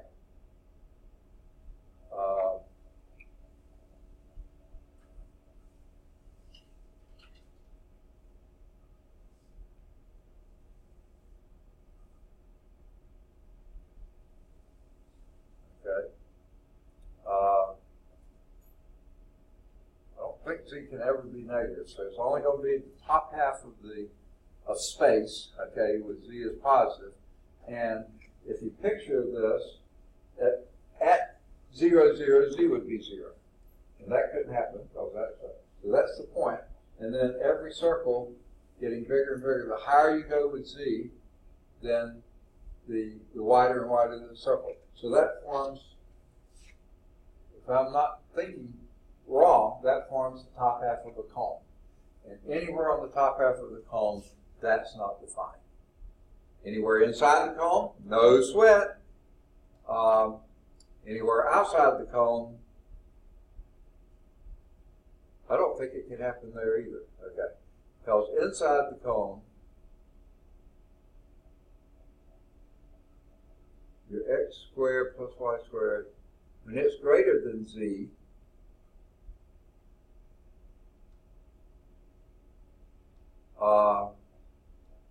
you're fine, okay? So I think that's outside the cone. Outside the cone is good everywhere. Inside the cone, there your z would be greater than x squared plus y squared, okay? And that would be all right too. But those would be all negative values. So yeah, that would be negative anytime z is greater than x squared plus y squared. If z is less than x squared plus y squared, that means you're outside the cone. So but it just can't be defined in the cone. Let's see how they describe it. The function f is continuous except at the points at which the denominator is 0, which are given by that. I like to say is not equal to. They say this except for that. So f is continuous each point in the plane except, they call it, it's a paraboloid, okay? I was thinking it was, but it's a paraboloid, not a cone. Pretty, oops, and that's all they leave it, that paraboloid. They don't even show a picture of it. Thank you very much, okay? That is a paraboloid because, and that's where I was getting, that would be a parabola, that would be a parabola, and this would be a circular. So that's a circular paraboloid. And that's right, z is always positive. In a paraboloid, it's always positive. So it's what I was describing, but I was doing it as if it was a cone, not the parabola. Okay. So it's a paraboloid centered at the origin. And so it points inside it's one thing, outside the other, but it can't be, it's not defined on that surface of the parabola. Okay. Now we've been going quite a while. Do we need to take a break, or are you okay? Keep going. Second? Huh? Keep going. Is that, or a break? A break. Okay. All right. I know you got to go. All right. Good deal. Now I'm going to apologize ahead of time. These are not going to be graded super fast because I've got to finish doing all my evaluations of all my instructors. I'm the math department chair, and that's all full-time and part-time instructors. So I'm going to be going like crazy trying to get all these signatures. They're all done. I've got to get them all signed. And I've got some of them signed, but not all of them. And it's going to be nuts for about the next tomorrow, for sure. So I'm not going, maybe over the weekend I'll be able to get these graded, but I can almost guarantee you not tomorrow, because I'm going to be searching for signatures. But over the weekend I might have a chance to do it. All right, let's do a quick pause here. Get back and left so far, okay? Homework exercises then. I probably could have done this ahead, but she was getting ready to leave. Do either 3 or 5. They're both at Calc Chat. 5's at Calc View. Either 7 or 9. They're both at Calc Chat. Any of the odds 11 through 23, they're all at Calc Chat. 15's at Calc View. Any of the odds 25 to 35, they're all at Calc Chat. 27's at Calc View. You can look into doing either 37 or 39. They're exploring concepts there. They should be at Calc Chat. 41 should be at Calc Chat. Either 43 or 45 should be at Calc Chat. 47 should be at Calc Chat. 49 should be at Calc Chat. Any of the odds 51 to 55 should be at Calc Chat. 57 or 59 should be at Calc Chat. 61 through 65 should be at Calc Chat. 61's at Calc View. 67 or 69 should be at Calc Chat. 71 through 75 should be at Calc Chat. 77 at Calc Chat. And true false 79 or 81 at Calc Chat. 83's finding a limit. 85's a proof. They should both be at Calc Chat. Any question? Now, there was something right at the beginning of that section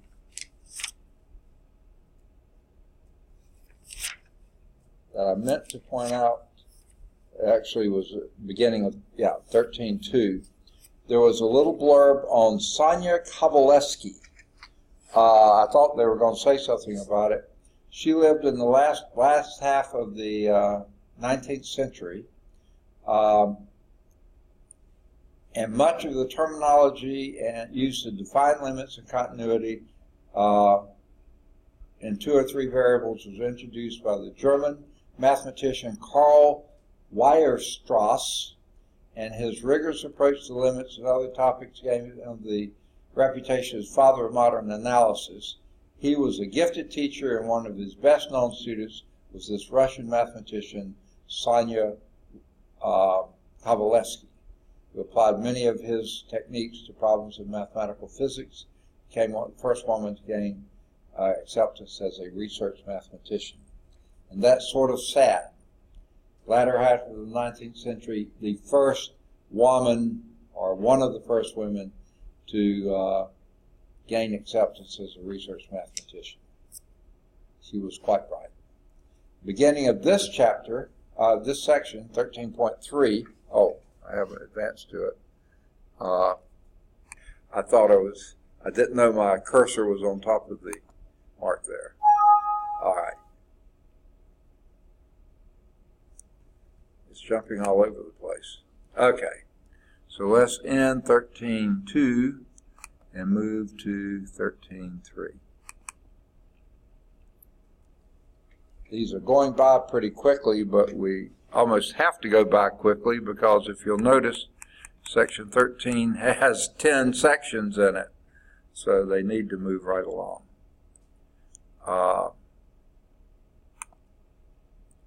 So 13.3, start at the current slide, which is at the beginning. And we're still in chapter 13, functions of several variables.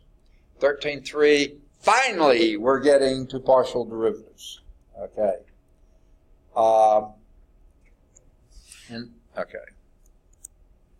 objectives here are going to be find and use partial derivatives as a function of 2 variables, find and use partial derivatives as a function of 3 or more variables, and find higher order partial derivatives of a function of 2 or 3 variables. We're not going to higher than 3 when we've got higher order partials. You could, but it just gets a bit much. So, partial derivatives of a function of 2 variables. What in the world do we mean by this? You can determine the rate of change of a function with respect to one of its several independent variables. Now we're going to be at 2 for right now, but it can have multiple independent variables, more than 2, 3, 4, 5. You can't describe it in space because you only have 3-dimensional space. This process is called partial differentiation, and the result is referred to as a partial derivative of f with respect to whichever variable you're doing. Okay? You can't describe it all with one thing, but you can describe with respect to each individual independent variable. So here's the definition. Partial derivatives of a function of 2 variables. If z, your dependent variable, is a function of these 2 independent variables, x and y, then the first partial derivatives of f with respect to x or y, x and y, are functions, and here's how we denote them. F sub x and f sub y. That's one way to express them. We're going to give a second way. But this is kind of like the prime notation we use with single variable calculus. F prime, G prime, that type of thing. Now you can't just do a prime because you have to designate which variable you're taking the partial with respect to. With respect to x or with respect to y. Now this is a 2 independent variable problem. So your f of x, f sub x of xy, is the limit as your delta x is approaching 0, because you're taking the derivative with respect to x. So the delta x is approaching 0. The limit of the difference quotient, f of x plus delta x, y, minus f of xy. Now notice what happened. The y is not going to change at all. You're taking the derivative with respect to x. x plus delta x minus x, alpha of x divided by delta x. That's the partial derivative with respect to x. So let's just say this is a surface here. This z is some surface here. And here's the x-axis going that way. So if you're taking the partial with respect to x, then you're going to let y be whatever it wants to be, but the x, you're going to do an x plus delta x right there. Here's x back here, and you're taking the partial here or here, whatever value y you happen to be. What is the function doing as it changes, as x is changing? Not changing y, changing x. Y could be here, anywhere, but what is this function doing with respect to x? What is its derivative with respect to x? This one would be the partial with respect to y. The limit is the delta y approaches 0, okay, of alpha of x, y plus delta y minus alpha of x, y. And again, the x is not changing. You're going to fix an x, okay? I'm sorry. X is that. So fix an x and then take the derivative as y changes. Y changes from here to there. So what's it doing? Whatever it's doing, that's the partial. Change the x, fine. You know, that may be changing like this, but you're taking the partial with respect to y with the x fixed. Whatever value it is, it doesn't change. Okay? That definition indicates that z is equal to alpha of x, y, that if z is equal to alpha of x, y, then to find the partial with respect to x, you consider y a constant and differentiate only with respect to x. Similarly, to find f sub y, you consider y as a constant and differentiate only with respect to y. Okay? Pretty straightforward sounding concept. Let's do it. Okay? So, here's your function f of x, y is equal to 3x minus x squared y squared plus 2x cubed y. Okay? Now, we want to do, let me get my pen back. Okay. We want to do, I thought I got my pen back. There we go. F sub x. Differentiate to find f sub x. Now this is also going to be a function of x and y. But in taking the partial with respect to x, you treat the y as if it's a constant. Just as if it's part of the coefficient. Okay? So, what's the partial with respect to x of 3x? 3. Minus 2x y squared. Just count y squared as if it's a constant. Okay? Next. Plus what? 6x squared y. Perfect. Treat the y as if it's a constant. Don't let anything about y change, but take the derivatives only with respect to x. Okay? Now. All right.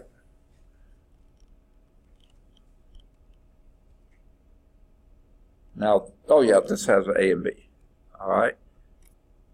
Let's see. Let me erase what we did so you can read what they did.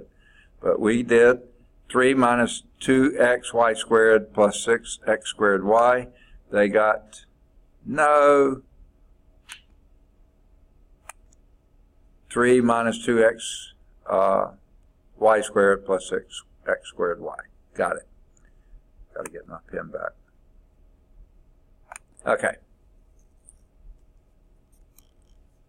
To find f sub y, consider x to be, I think this is the b part. Yeah. No, this is a different one. To find f sub y, consider x to be a constant and differentiate with respect to y. Let's just do that. What would that be? F sub y of xy would be what?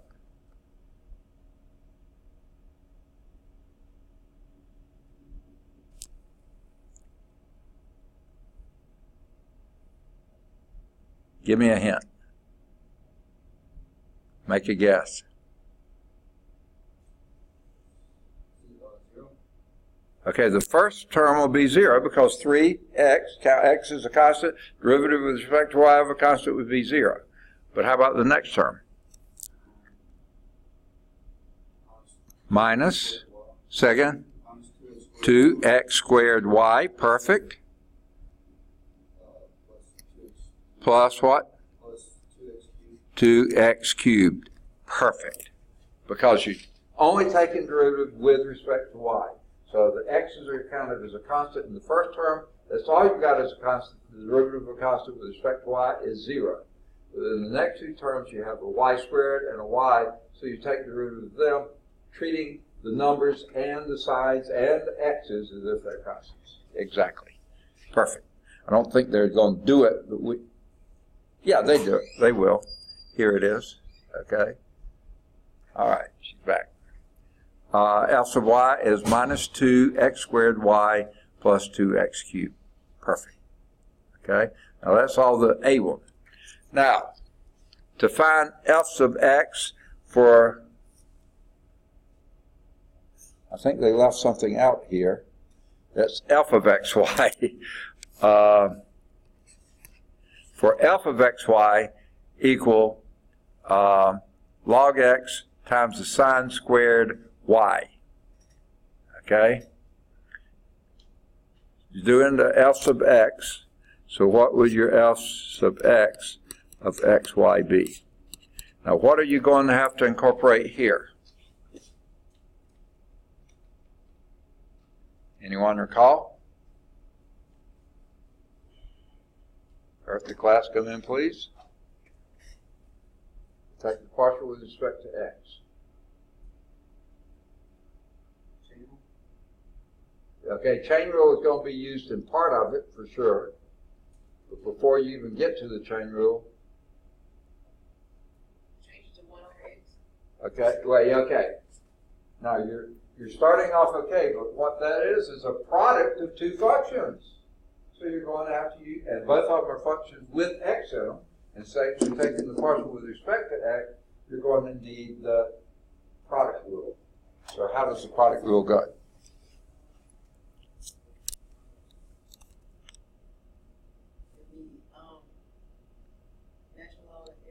Okay, the first function, log x, times derivative of the second, okay, and that would be what?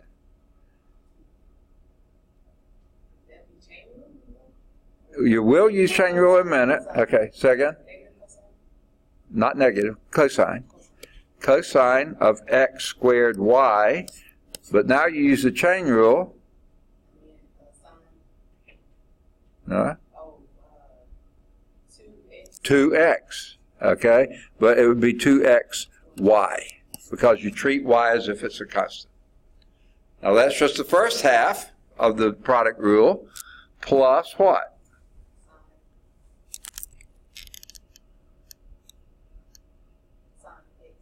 Okay, sine of x squared y times 1 over x. Okay, there's your f of xy, f sub x, the partial of f with respect to x of that function. You use the product rule first, and in part of that you use the chain rule. Okay? Only with respect to x, you're not doing anything except treating y as if it's a constant. Now, you see what we got, and you see that's pretty much the same thing they got. Let me erase so you can read it. Okay? Now, are we going to try f sub y with that? Yes, we are. And remember, here's your f. Okay, so f sub y of, wait, I put it in the wrong place, sorry. There's your f. F of xy. Okay, so your f sub y as a function of x and y is going to be what?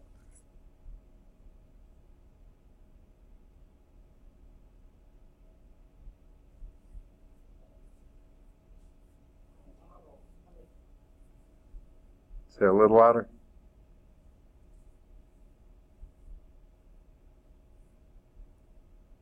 It's a little strange, but if you think about it, it works right. If you're taking the partial with respect to y, you treat your x as if it's a constant. So if x is a constant, log x is a constant, right? Okay? So that's just like a coefficient, like 7 sine x, blah, blah, blah. You know, just a number. It's not 7, but it's just a number. So what's the derivative of some number sine x squared y? Derivative with respect to y. So it would be that number, log x, times cosine of, no, don't do it twice. Okay, do x squared y. Chain rule says do the whole inner function and then take derivative of the inner function with respect to y. And what would that be? No, x squared. You don't take it with respect to x. Treat x as a constant. This would be like 14y. Derivative of that would be 14. It's whatever the constant is in front. Make sense? Treat the x as if it's a constant. So think of this as a constant times the sine of some other constant times y. So it would be the constant times the cosine of that constant times y times the derivative of the constant times y, which would just be the constant. Okay? Does that make sense? Okay. So I don't know, that's as good a form as any. I'm sort of like putting the x squared at the beginning so you don't confuse it with the others. X squared log x times cosine x squared y. You don't have to do this, I just sort of like it. Because written out there with this, if you left off the parentheses, you can't tell if that's times this or if that's part of the argument. And it's not part of the argument, so it makes sense to me to put it in front. Let's see what they do with it. The f sub y would be log x, cosine of x squared y times x squared. They put it in parentheses, so they just left it like that, which is fine. There's nothing wrong with that. Okay. That was example 1. Okay, let's do a little bit with the notation. Now, if you remember, back when we did derivatives, I said you had prime notation, but you had the d notation. D by dx of y, dy dx, you know, that kind of stuff. Well, here we have, this is like the prime notation, except you have to put what you're taking respect to, so it's a subscript y or subscript x, okay? Well, similarly, in notation, you have another one. If z is a function of x and y, the partials of this function, f, with respect to x and partial with respect to y, can also be noted with a form that's more like the Leibniz notation. But if it's a derivative, just a straight derivative of one independent variable, you put d by dx. But if this is a partial, you make it a curly d. And there's not really a name for that, so I just read it as partial with respect to x. Okay? Partial derivative with respect to x of xy is the same as f sub x, which is partial of f with respect to x of xy. Or, since this is z, you can say z sub x, okay, which is the partial z with respect to x, or the partial z with respect to x. Okay, again, there's not a name for that. Don't call it a d. That would indicate this is script d. This is the partial z with respect to x. All those mean the same thing, because z is equal to f of x. And partial with respect to y of this same thing would be partial with respect to y of alpha of x, or partial of y with respect to partial of f with respect to y of xy, or partial of z with respect to y, or partial of z with respect to y. All those mean the same thing. Now, the first partials are evaluated at some point a, b, are denoted this way. The partial of z with respect to x evaluated at the point a, b. Now, this is the x coordinate, y coordinate. Y coordinate's not changing, so that's going to be, so that's F sub x at AB. You take the partial only with respect to x, and then once you've done that partial, plug into AB. Don't plug into AB and take partials because it come up 0, because we wouldn't have any x in it. Or the partial of z with respect to y evaluated at AB is the same as take the partial of f with respect to y. Once you take that in terms of x's and y's, then plug into AB for the x and the y. Now this, I think, is example 2, but they don't label it as example 2. No, they're leaving out example 2. We need to do example 2, and then we'll come back and do this. This is strange.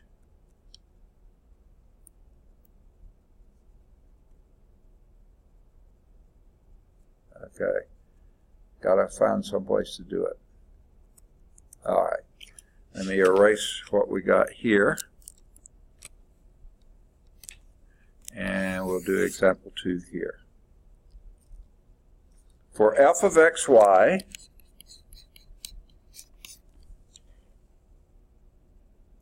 equal to x e to the x squared y, okay, find partial of f with respect to x. Now, what do you think? How are you going to do that?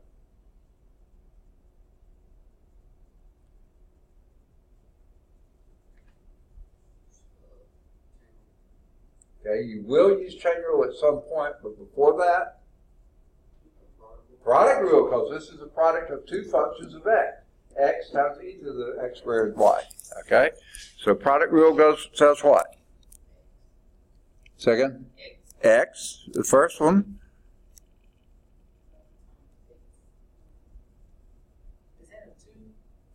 That's a 2 up here. No, okay. You're going to do the 2x now. It would be 2xy if you're doing the derivative of the inner part.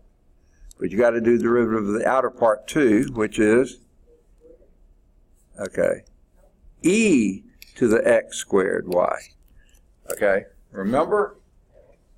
Okay, if you're doing the product rule, and you're doing first times derivative of the second, derivative of e is e, same thing, and then the chain rule does the derivative of this part with respect to x, and that would be 2xy. You treat the y as if it's a constant, and only take the derivative with respect to 2x. So it's like a constant, just think of that in front, 17 x squared, that would be 2 times 17. So 2x y, 2x times 17, 2 times 17 times x. Okay, so that would be that.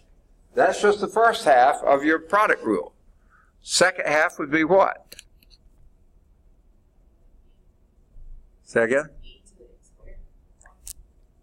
E to the x squared y, is that what you said? Yes. That's it. Because it's the derivative of the first, 1, times the second. So there's your f sub x of that one. Now, let's see. We can clean it up a little bit by multiplying through. That would be 2x squared y e to the x squared y plus e to the x squared y. And I don't know if they do it in the book or not, but you could factor out an e to the x squared y, because why write it so many times, times 2x squared y plus 1. Any one of those are completely, well, these two are the two better answers because you do need to combine what you got there. Okay, but either one of those would be fine. There may be others, but those are the two that come to mind. So e to the, okay, they left it in,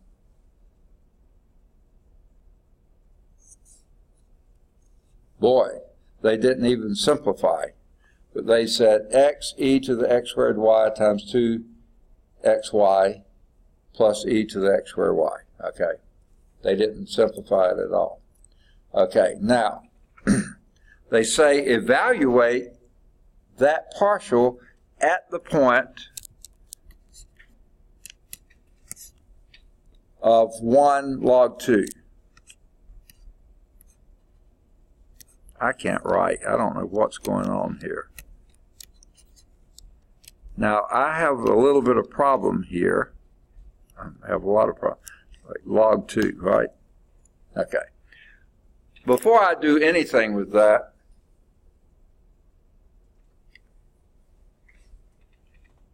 oh, okay, well,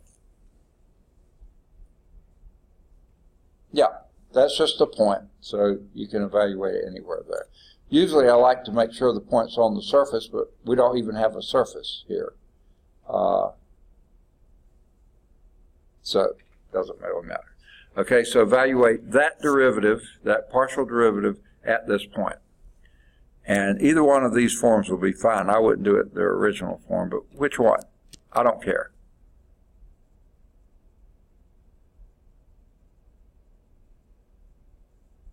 You want to do this or that one? You tell me. Top or bottom? I don't care. Pick one. Top. Okay? So let's plug and chug. 2 times 1 squared is 1 times log 2. So that would be 2 log 2 e to the 1 squared is 1 log 2. Okay? Plus e to the log 2. Okay. Now we can simplify that a little bit. The 2 log 2, not much we can do with that. But what is e to the log 2?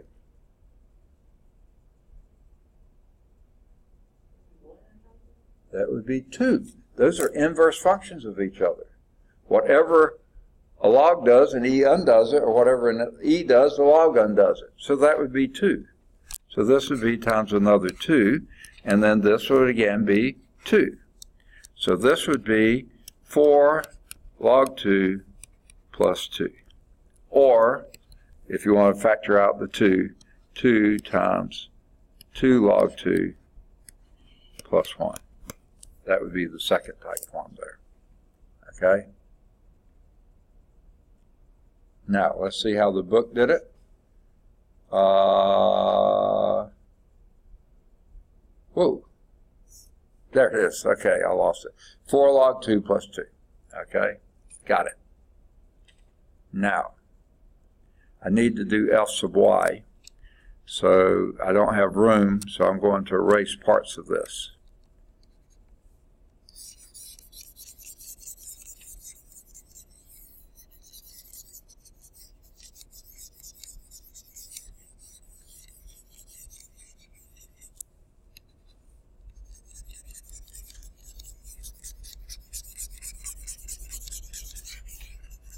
Okay, parts is parts. So there's f of xy. Now let's do the partial with respect to y. And then we'll evaluate it. What would that be? How would you proceed? X squared times x squared y. Say that again. You may have said it right, I just couldn't hear. X squared times e to the x squared y. X squared times e to the x squared y. Is that what you said? Wait. Yeah. No, you have that other x in here too. That's your coefficient. It just count it as a constant. Okay? If this were 7e to the 49y, the derivative of that would be 7e to the 49y times 49, right? So you have the 7 and the 49. So that would be x cubed.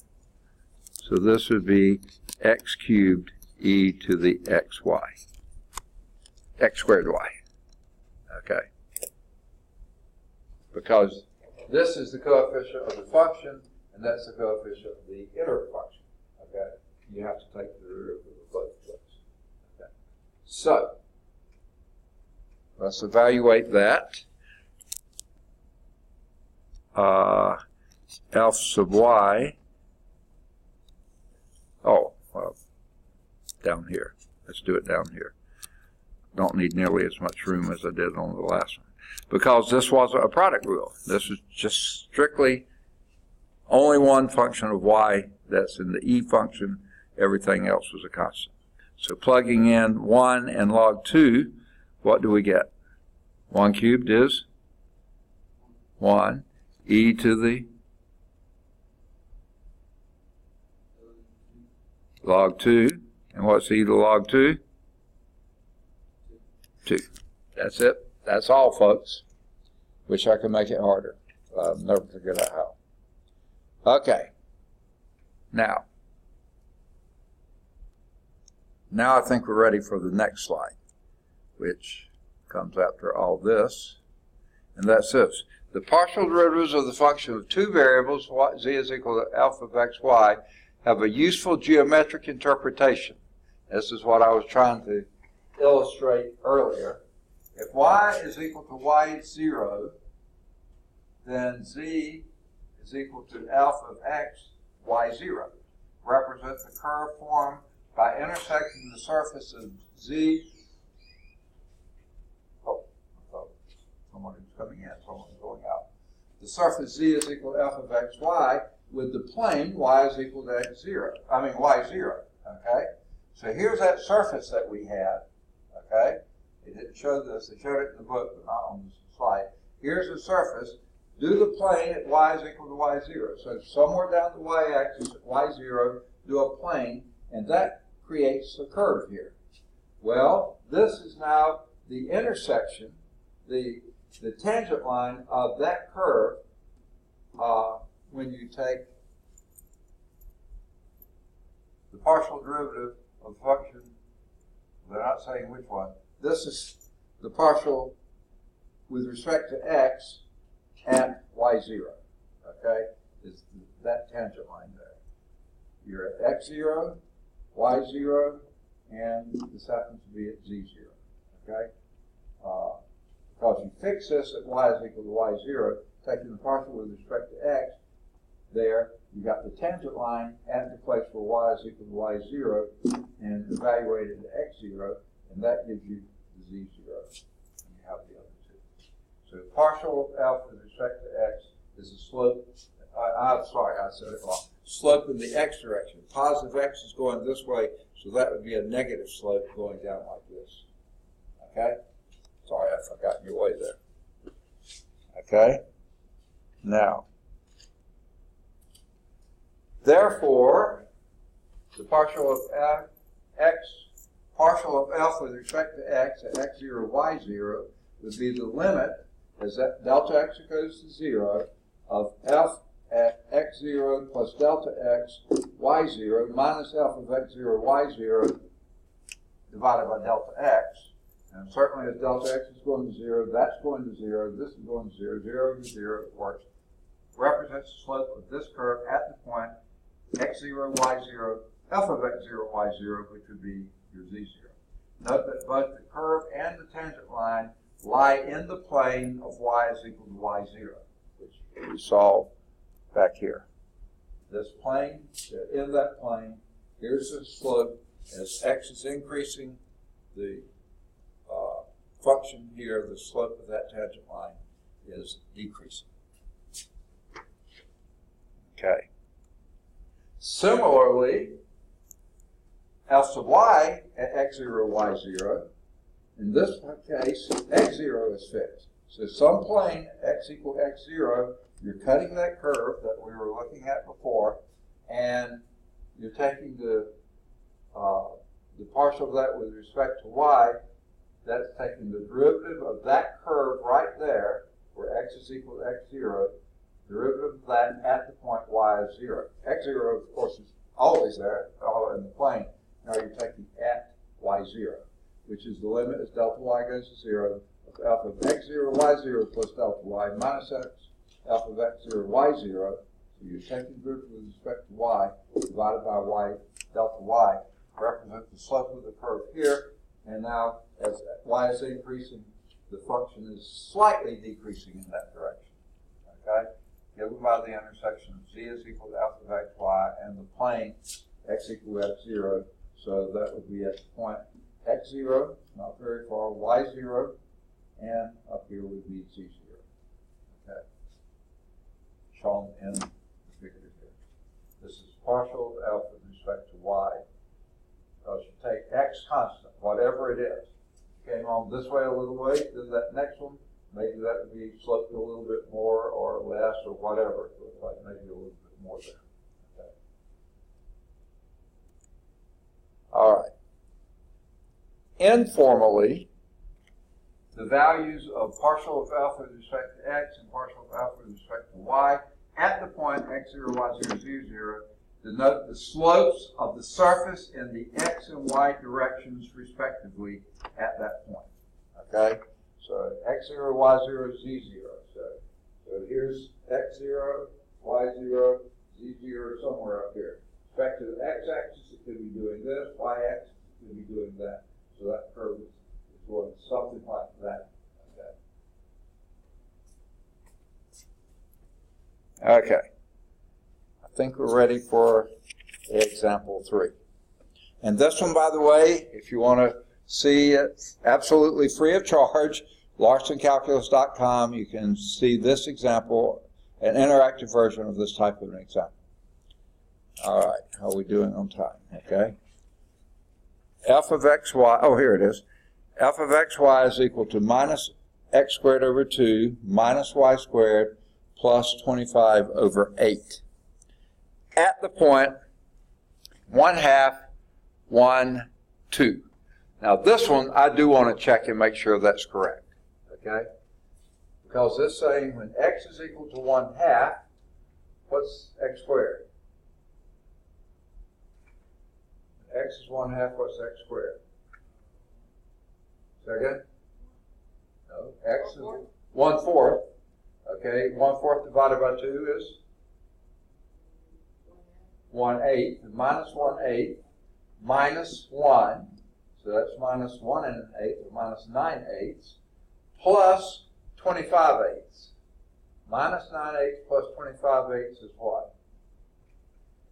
Minus 9/8 plus 25/8. 16/8, which is 2. Yes, that point is correct. It's on that curve. It's on that surface. Okay? All right. So we want to find the slopes in the x direction and in the y direction of that function at that point. So what do you reckon we're going to do first?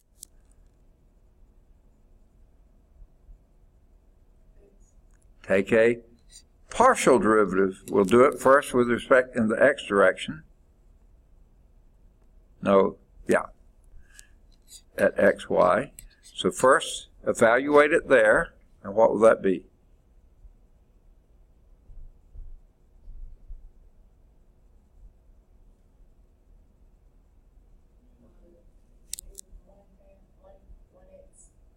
Negative x. Is that what you said? Negative x.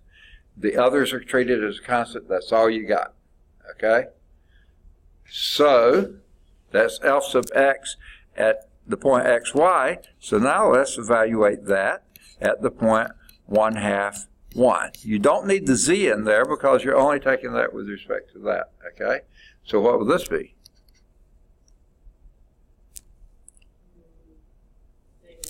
Negative 1/2. There's a slope there that's going down very, very gradually in that direction.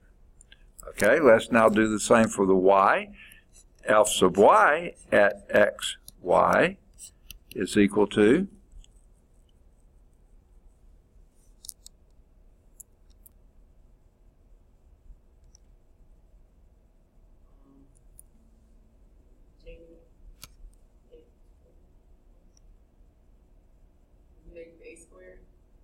you got an x squared in there? With respect to y, the x is treated as a constant. Oh, you're right. 1/2, negative 1/2, right? No, Negative x squared. it's a constant. What's the derivative of a constant? Oh, nothing. 0. You got it. Move on to the next term. Y squared. Okay, but you're taking the partial with respect to y. Negative 2y. Negative 2y, perfect. And the last one is a constant. It produces nothing. So now the partial of y at the point 1/2, 1 would be negative 2. So in the y direction, it's really going downhill. X direction slightly, y direction much more dramatically. Okay? This one, just because they were single valued terms or only dependent on one variable in each term, then you didn't have any place where you needed to plug in the other one. So let me erase this.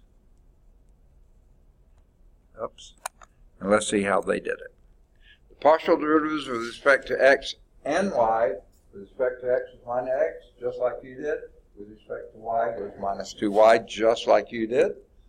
And then in the x direction, the slope was, plug in negative 1/2, 1/2 for the x, it was negative x, so it's negative 1/2.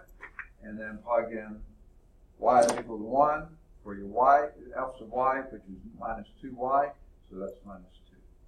So this is, in the x direction, going down, ooh, they look like they got that way too sharply. It's supposed to be a very gradual slope there in the x direction, negative 1/2. In the y direction, really downhill here, negative 2. So I guess if that's negative 2, this could be negative 1/2. The perspective is just all really gross. Okay? So same point for both of those. This is respect to when y is equal to 1, and this is where x is equal to 1/2. Okay. Same point. 1/2, 1, 2.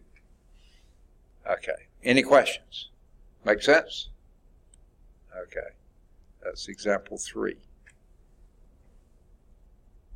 Now, they don't show example 4. Whoops. Guess it's all the white space they're going to give me. Okay. Example 4. Find the slopes of the surface f of xy is equal to 1 minus x minus 1 squared minus y minus 2 squared.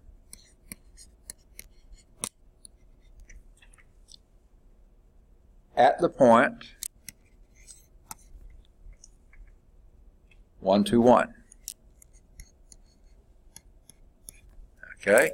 First, a big time out here. I want to make sure that point is indeed on this curve. So let's plug in a 1 for the x. This will be 1 minus 1 is 0. So that would still be a 1 minus 2 minus 2. That's going to be 0. That's going to be 1, and sure enough, you see it's 1. Okay? So that point is on that surface.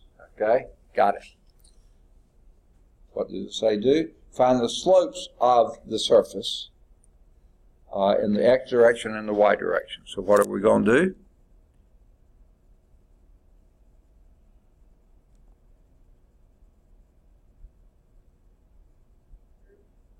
F sub x at xy is going to be minus 2 times x minus 1, and that's it. Okay? Second? Okay. All right, now we plug in those values. F sub x at 1, 2 would be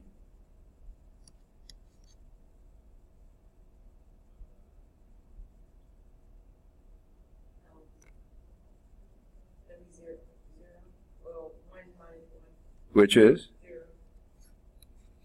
So that would be 0. So in the x direction, horizontal tangent. Okay? So let's do our f sub y. Okay, at xy. Don't ever plug in first and then take a derivative. Take a derivative first and then plug in. So what's that? This, whoa, there's your function right there, not this up here.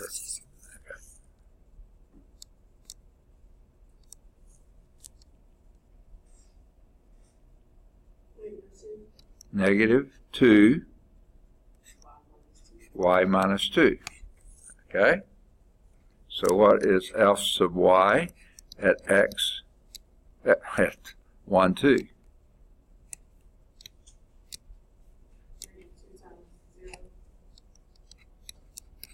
Which is? So you're slipping the y direction is 0. So here you're at some type of a point, okay, that either it's a max, a min, or some sort of saddle point or something. Both of your derivatives are 0 there, okay? And sure enough, this is a paraboloid that's opening downward, and you happen to be at the vertex.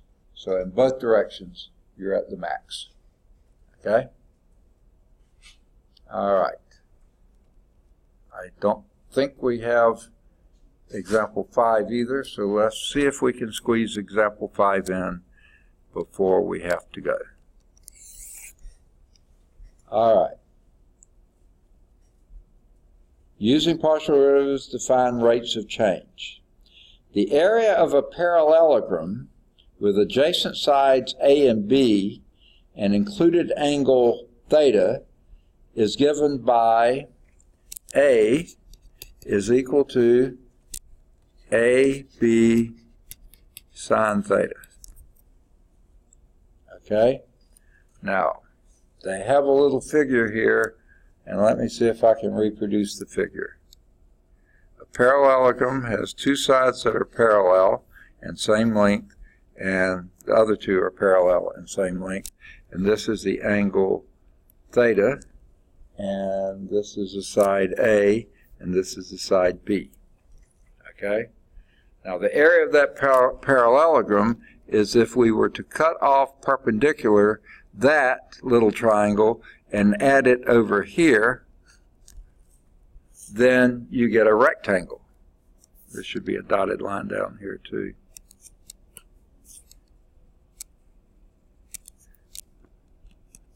Okay.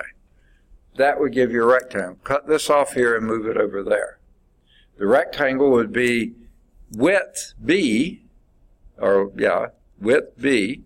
That's the same because you cut off this amount and add that amount. So the rectangle is width B. The height here would be the sine of that angle theta is equal to the height, h over a. Your opposite side over your hypotenuse. So h is equal to a sine theta. So your width is b, your height is a sine theta, so the area would be a b sine theta. So they got it right. Okay? Looks reasonable. Okay, now, what we want to know is find the rate of change of A with respect to A for a certain point. Okay? The rate of change of A with respect to little a, the rate of change of your area with respect to the little a, I wish they used different letters, and we'll give it at a certain point. So what's the partial of A with respect to little a? You tell me. Anybody?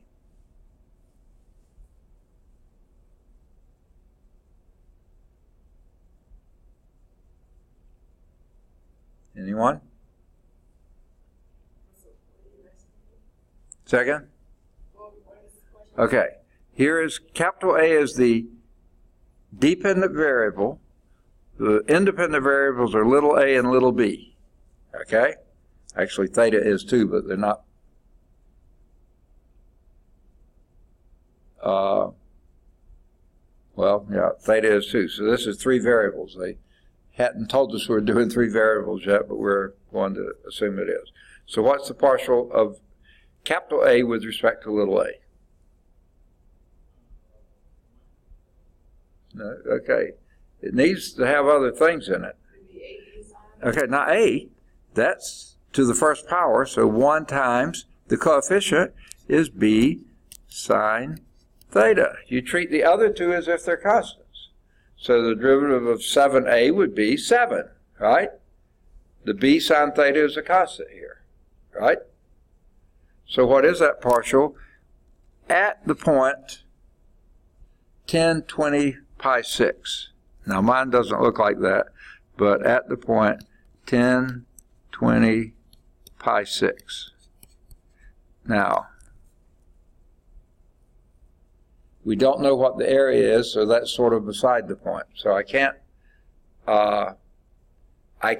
plug in, okay, because this is 3 independent variables, okay? So what is the partial there? What's your b? These are in terms of a, b, theta. 3 independent variables. What's your b?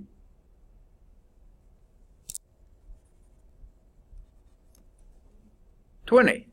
So that would be 20 times the sine of theta is pi 6. Anyone know what the sine of pi 6 is? 1/2. And 1/2 of 20 is 10. So there's the rate of change of the area as you change your A at the point 10, 20, pi 6. So it's changing at a rate of 10 square inches per inch, or whatever you want to call it. Okay? The second one asks for, find the rate of change of A with respect to theta for the same point.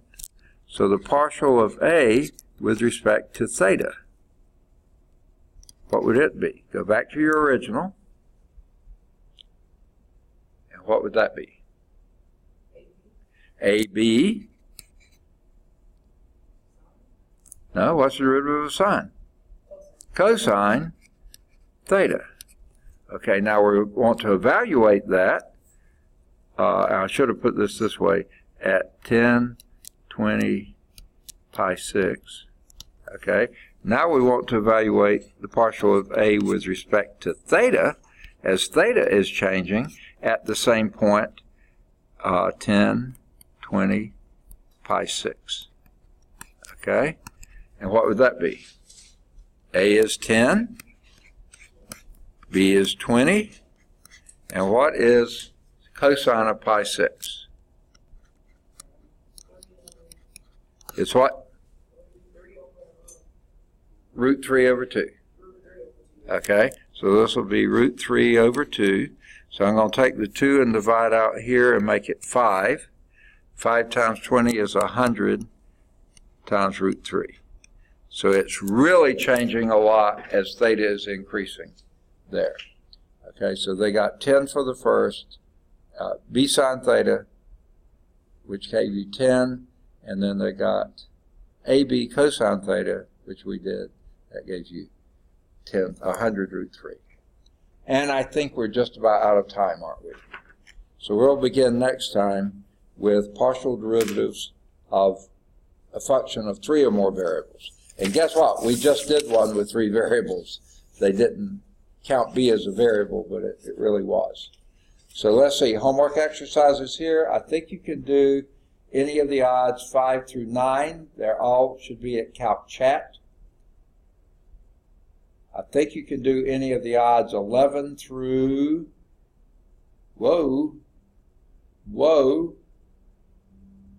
maybe 35. And they should all be at Calc Chat. 13's at Calc View.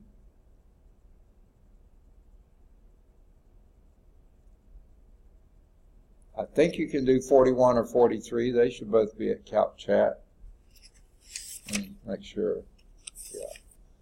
41's a Calc View. I think you can do any of the odds 45 to 51. They should all be at Calc Chat. 45's at Calc View. You could be able to do 53 and or 55. They're both at Calc Chat. 53's at Calc View. Any of the odds 57 to 61, they should all be at Calc Chat. 57's at Calc View. And any of the odds 63 to 67, they should all be at Calc. Oh, wait, whoa. Stop that last one at 55. Don't do 57 or anything past that. That's 3 variables. We technically haven't done those yet. So we'll pick up and go from there. Good deal. Any questions? Partial derivatives are much more fun than limits and continuity, okay?